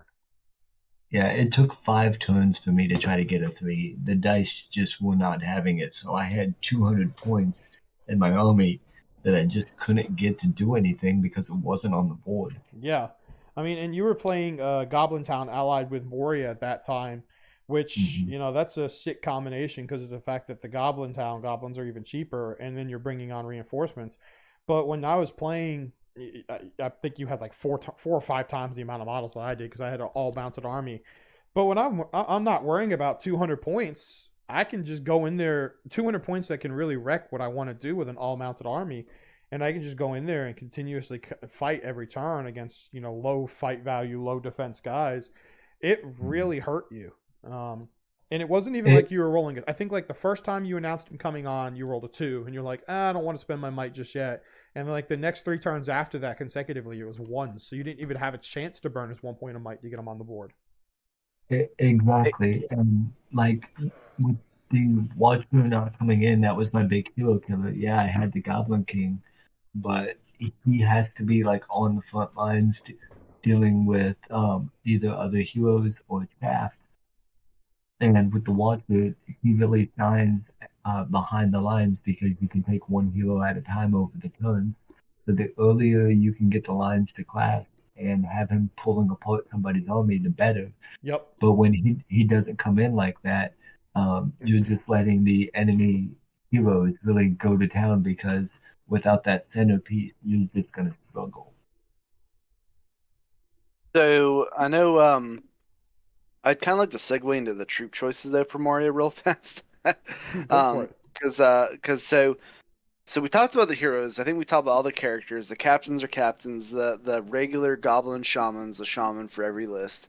The Gundabad Black Shield shaman or whatever their fancy name is. They have like the shatter and all that. I always found them to be the better of the two. I agree. Yeah, especially now. Well, I mean, you can't undersell Fury because of the fact that they are courage low, but if you don't take the Balrog, then you should take a regular shaman just for Fury. Agree. Because your goblins are courage too. Yeah. So then you have two other options. You have a Moria Black Shield drum, and a regular Moria Goblin drum. And those are under the warrior lists. Yeah, these are under warriors. Yeah. Yeah. So you're talking about your banner options now with the drums. Yep. So the banner gives you a drum. The banner gives your goblins better courage value. Yep. They give your enemies lower courage value. This can't be stacked with ancient evil. I point that out. Which is too bad. Yep. It's a heavy object, right? Yes. The regular drum is. The regular drum is. The old one is not. Yeah. I think isn't the Black Shield drum? It's a lesser radius. Yeah, 12 inch radius. It's 12 inches as opposed to 18. Yep. Yeah. And then if you take the special legendary legion, it's battlefield wide. Yep. Yeah. Depths of Moria always go with the Black Shield one. You can run it away. But I've never really, when I played Moria, I never took the drum. I just never saw it being worth its points. Pretty expensive. So I actually love the drum at higher point values because they go swarmy, but I always go with the regular drum instead of the Black Shield drum. And the reason being isn't because of the radius, it's actually because the way the regular drum is set up is it's defense 10, and other goblins can start playing it if the drummer is playing. But if the guy carrying the drum for the Black Shield drummer set gets played, you can't replace it. It's just destroyed. Yeah, unless you have a Black Shield in there, and Yeah. Why? Yeah, the only way for the Black Shield guys to hand it off is if there is another Black Shield in the list. And unfortunately, Joe's talking about Black Shields, and I alluded to it earlier with the Black Shield captain. The Black Shield Goblin Warriors they got nerfed so hard in this edition. Yeah, they got the nerf hammer hard. Yeah, they used to be Fight 3, they used to be Strength 4, and now that they're just the typical Fight 2 like another Goblin, and the fact that they're only Strength 3, it's not even worth... You pay twice the amount of points for Defense 6 and Courage 3. Honestly, you're better off just saving your points. You do get hatred for Dwarves, and Iron Hills is a very popular army. I would say maybe if you learn your local play area, if your local play area has a lot of dwarf players, sure, maybe you should put a warband of Black Shields in your list. But if it's not one where like only maybe one or two guys play it, I think you're better off just spamming as many goblins as you can, because at the end of the day, your numbers are going to help keep you from breaking. I will say this: the one thing I like to talk about the Black Shield is I do think that having a few sprinkled in your army is good, because you get defense 6, so they're a little bit harder to kill than a regular Moria Goblin, and also they're higher courage by 1. That's the only reason. Like I wouldn't advocate taking more than 12 in an 800 point army. I wouldn't take more than 12. I don't even know if I'd take 12, because at that point you could take 24 goblins for the same amount of points. Or you pay one less point and get a Prowler, which is... Yeah, I mean, I think the Prowler is the S tier unit for the yeah. Moria. Honestly, I completely agree. Them and Marauders. Well, speaking of prowlers, they are a fight 3, strength 3, defense 4. They don't have armor. They are relatively low. They're goblin courage 2. But here's what makes them good. They're Here's fight what I 3 love. base for one. Yeah, fight 3 base paired with your army bonus. Paired with the Balrog, they can get up to fight 5. Yep. And then, Groblog. And then they have two-handed axes and backstabbers. Yep. And throwing daggers. And throwing daggers. So for a 5-inch moving troop that can now hit something that's an inch farther away than it can move with the throwing daggers, because throwing daggers are 6-inch range. There's no way around that. That can help kind of force your enemy to come to you, and then they're basically your can openers, because you want to get them in a position where you can stack backstabbers with two-handed axe to get +2 to wound. Mm-hmm. So when I played Moria, I took 6 in my list, and the only reason why I took 6 is because I didn't own more.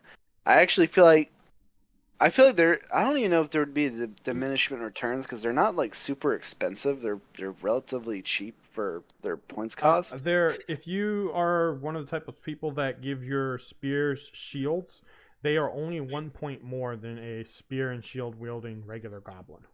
And you get the fight value of the can opener. I would say maybe take if you're playing. Okay, so let's just say you don't want to take the Black Shield guys, and you were like, okay, well, I still want to have some special units, some special goblins. Then I would say maybe take 12 Prowlers with your Moria goblins. I think it depends on what list you're playing. If you're playing more of a horde list, like Belrog, and then build up as many goblins around them with like, say, not LL. So 18 gobos. Yeah. 18 models. What's his name? Belrog, Groblog, and Durbers. Those are going to be your 3 heroes around whatever, like an 800 point list, like we were talking about Josh building later. At least 12 prowlers, at least, if not more. Because that's not even 100 points. Put 6 in every warband. I mean, like, yeah. Thinking. So I mean, I would probably start with 4. So you got 3 heroes I mentioned. I would start with 4 in each warband, just to have them sprinkled. So there's 12, and then build up, because you got to look at your numbers. You don't want to take too many where you sacrifice too much of the numbers, because again, Goblin's big thing is, in order for the Goblin Prowlers to work, you do need to have numbers still in order to force traps. So That's where your diminishing returns start coming in, where I like the idea that you're saying, Brandon, with like 6 in each warband. I just feel like that's a little bit too much. That's 18 of them. That's where you're starting to look at almost 170 points, close to it. No, about 150. So about 150, I think it is for 18 of them. Let's see. No, it's okay. It's not even that much. It's 126. Yeah. Oh wow. Yeah. Well, maybe 18 of them would work. Well, so maybe I don't know, because the Belrog's 350 plus 70 for Durbers plus what is it, Groblog's 50. Yeah. So plus 126, then you're talking 500. That's 600 points out of 800. So that leaves you 204 divided by the common troop of about 5. Well, you could add 41. You could add somewhere in the range, I'd say 37 to 41 goblins. I don't know. Maybe 18 is not a bad idea. I built a list just now. I got the Balrog. Balrog, Durbers, Groblog, and a regular captain, and I got 3. But don't forget, you want probably 2 Bat Swarms and 2 Marauders in this list too. Yeah. Well, at least true. 1 Bat Swarm. At least I don't know if you technically need Marauders if you're having Bat Swarms. So if you want to go with the Bat Swarm as I think if that's how you want, like you want to be like, yeah, I have numbers, but I have can openers mixed in with my numbers.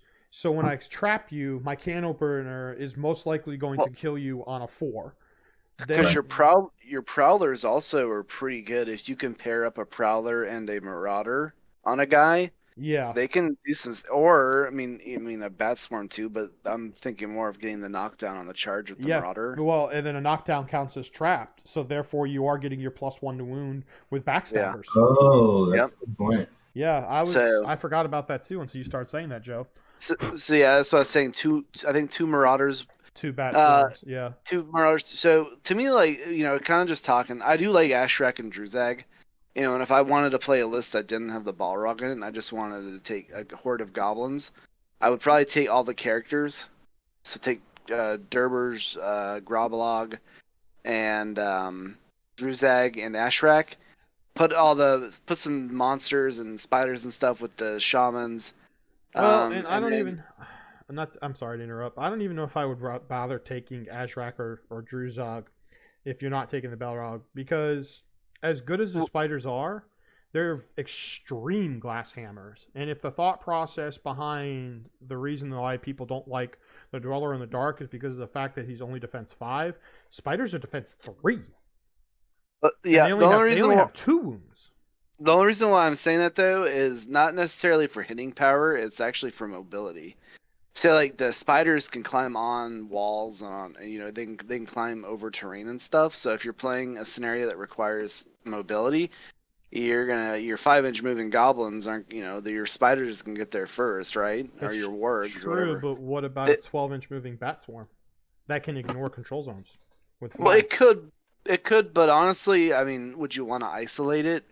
No, but if you're gonna dump the points into a Druzog, because I think if you're gonna go that way, as cool as Ashrak is, I think Druzog is the one that really gives you the best bang for your buck. Yeah, Druzog's the better of the 2. He's also 90 points.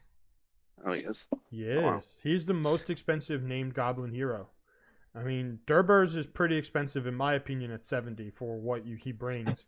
But at 90 for Druzog, I really kind of feel like that's where it's like I know that I understand that the 10-inch movement and everything with the with spiders is great, and they are, I think, strength 5, but they are only 2 wounds, they are only 2 attacks, and they are only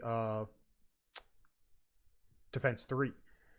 So if I don't take Druzog, I can take the equivalent of him in Warg Marauders, which is 3, which means they are 4 attacks on the charge if I don't shoot my bows, and they give me knockdown ability, which you can then pair with a what do you call it, a bat swarm to win the fight value, to have the higher fight value because it's behalved, and you can pair those 3 prowlers, not prowlers, I'm sorry, the 3 Marauders with Prowlers to allow the Prowlers to unleash their can opening ability.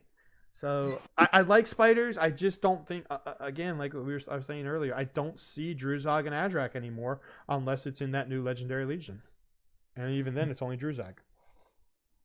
Honestly, if I wanted to go with like a Prowler frontline setup, I would go Glaublog,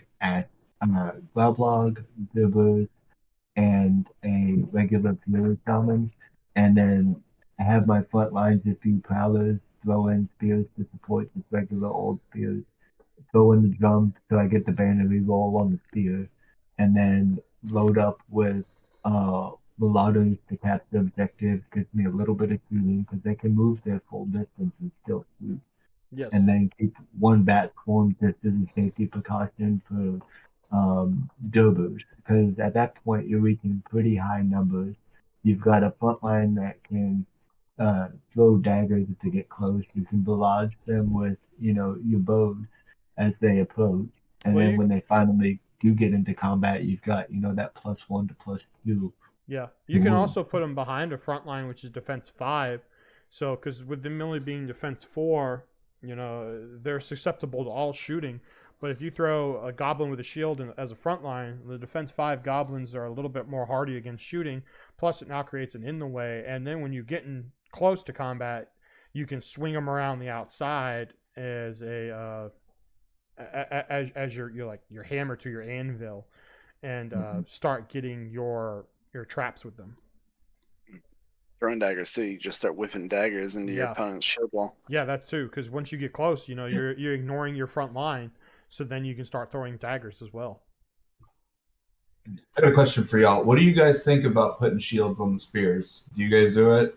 Yeah, I do. Yeah.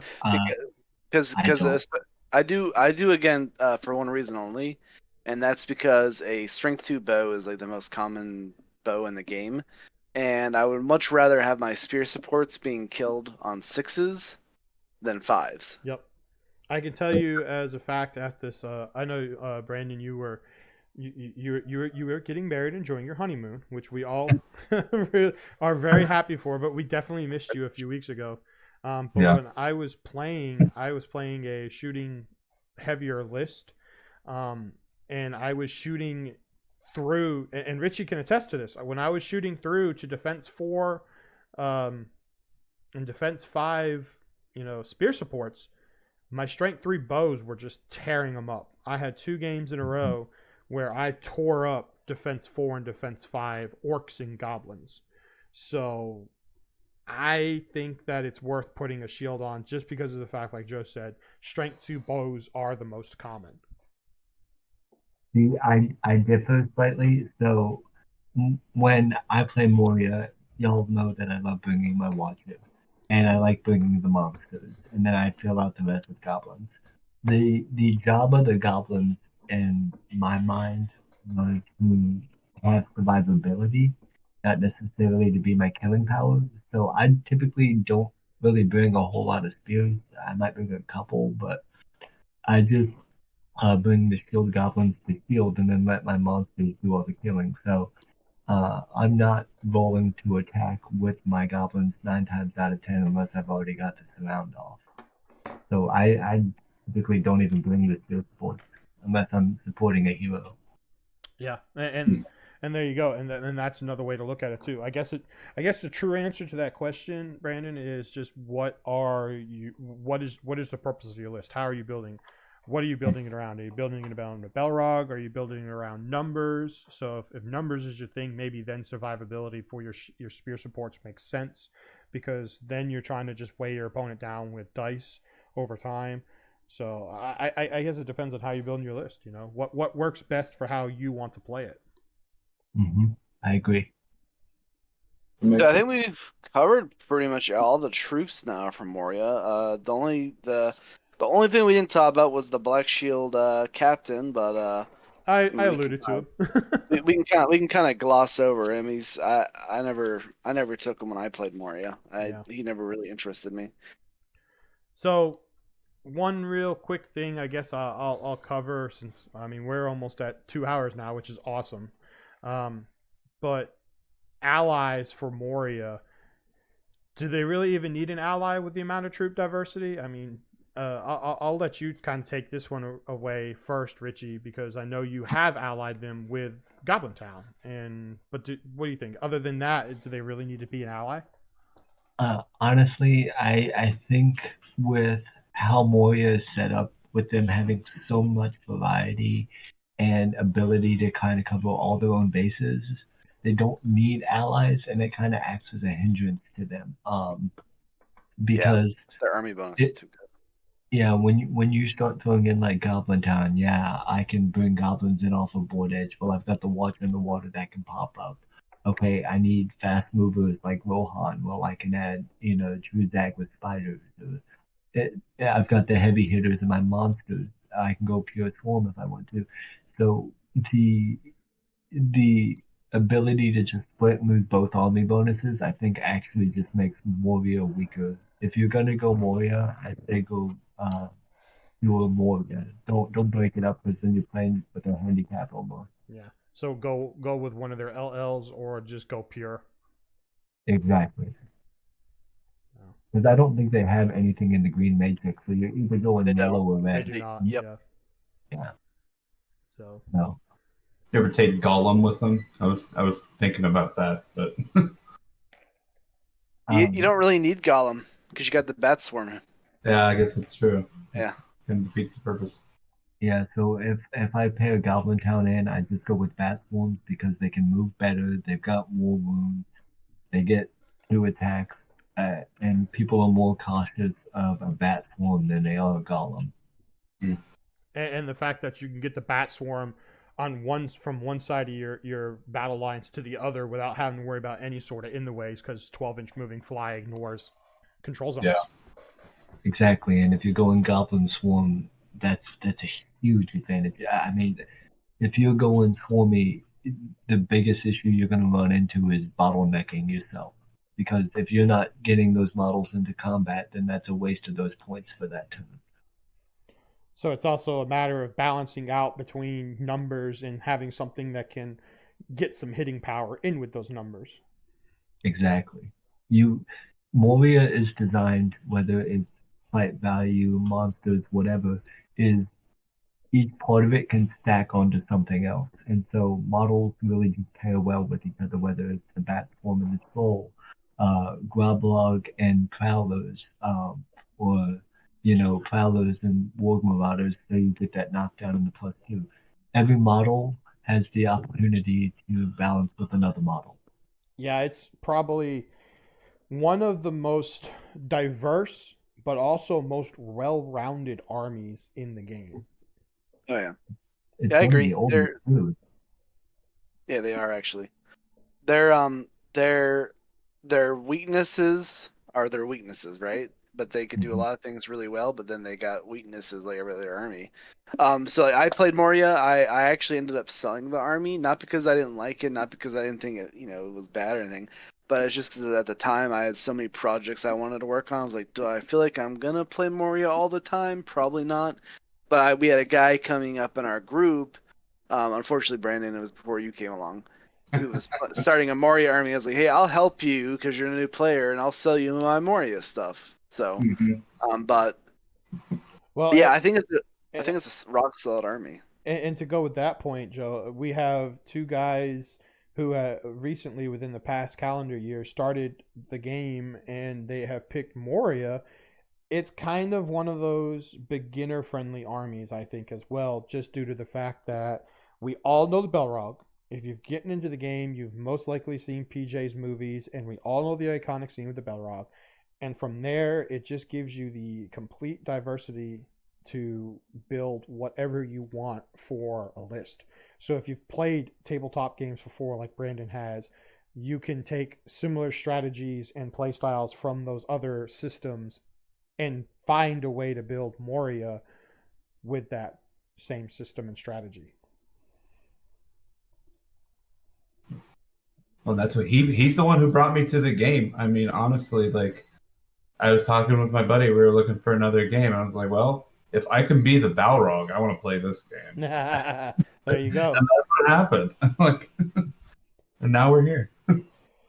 So, Brandon, how do you feel about like the learning curve with Moria since you are newer to the game? How do you like feeling it out and learning how it operates? I'm loving playing Moria. It kind of is a little demoralizing to lose every single tie. It feels like, but I feel like now with the bats, I wasn't running those before, so I do think that'll help with that. But I'm having fun with them, man. I'm having a lot of fun. They'll definitely change your game. Like the Batstorm literally makes. If the Batstorm profile did not exist, I think Moria would be a lot harder to play. I agree. Okay. I agree. So I've been. I didn't put the training wheels on. I just went for it full force without. Yeah, I mean, it's commendable.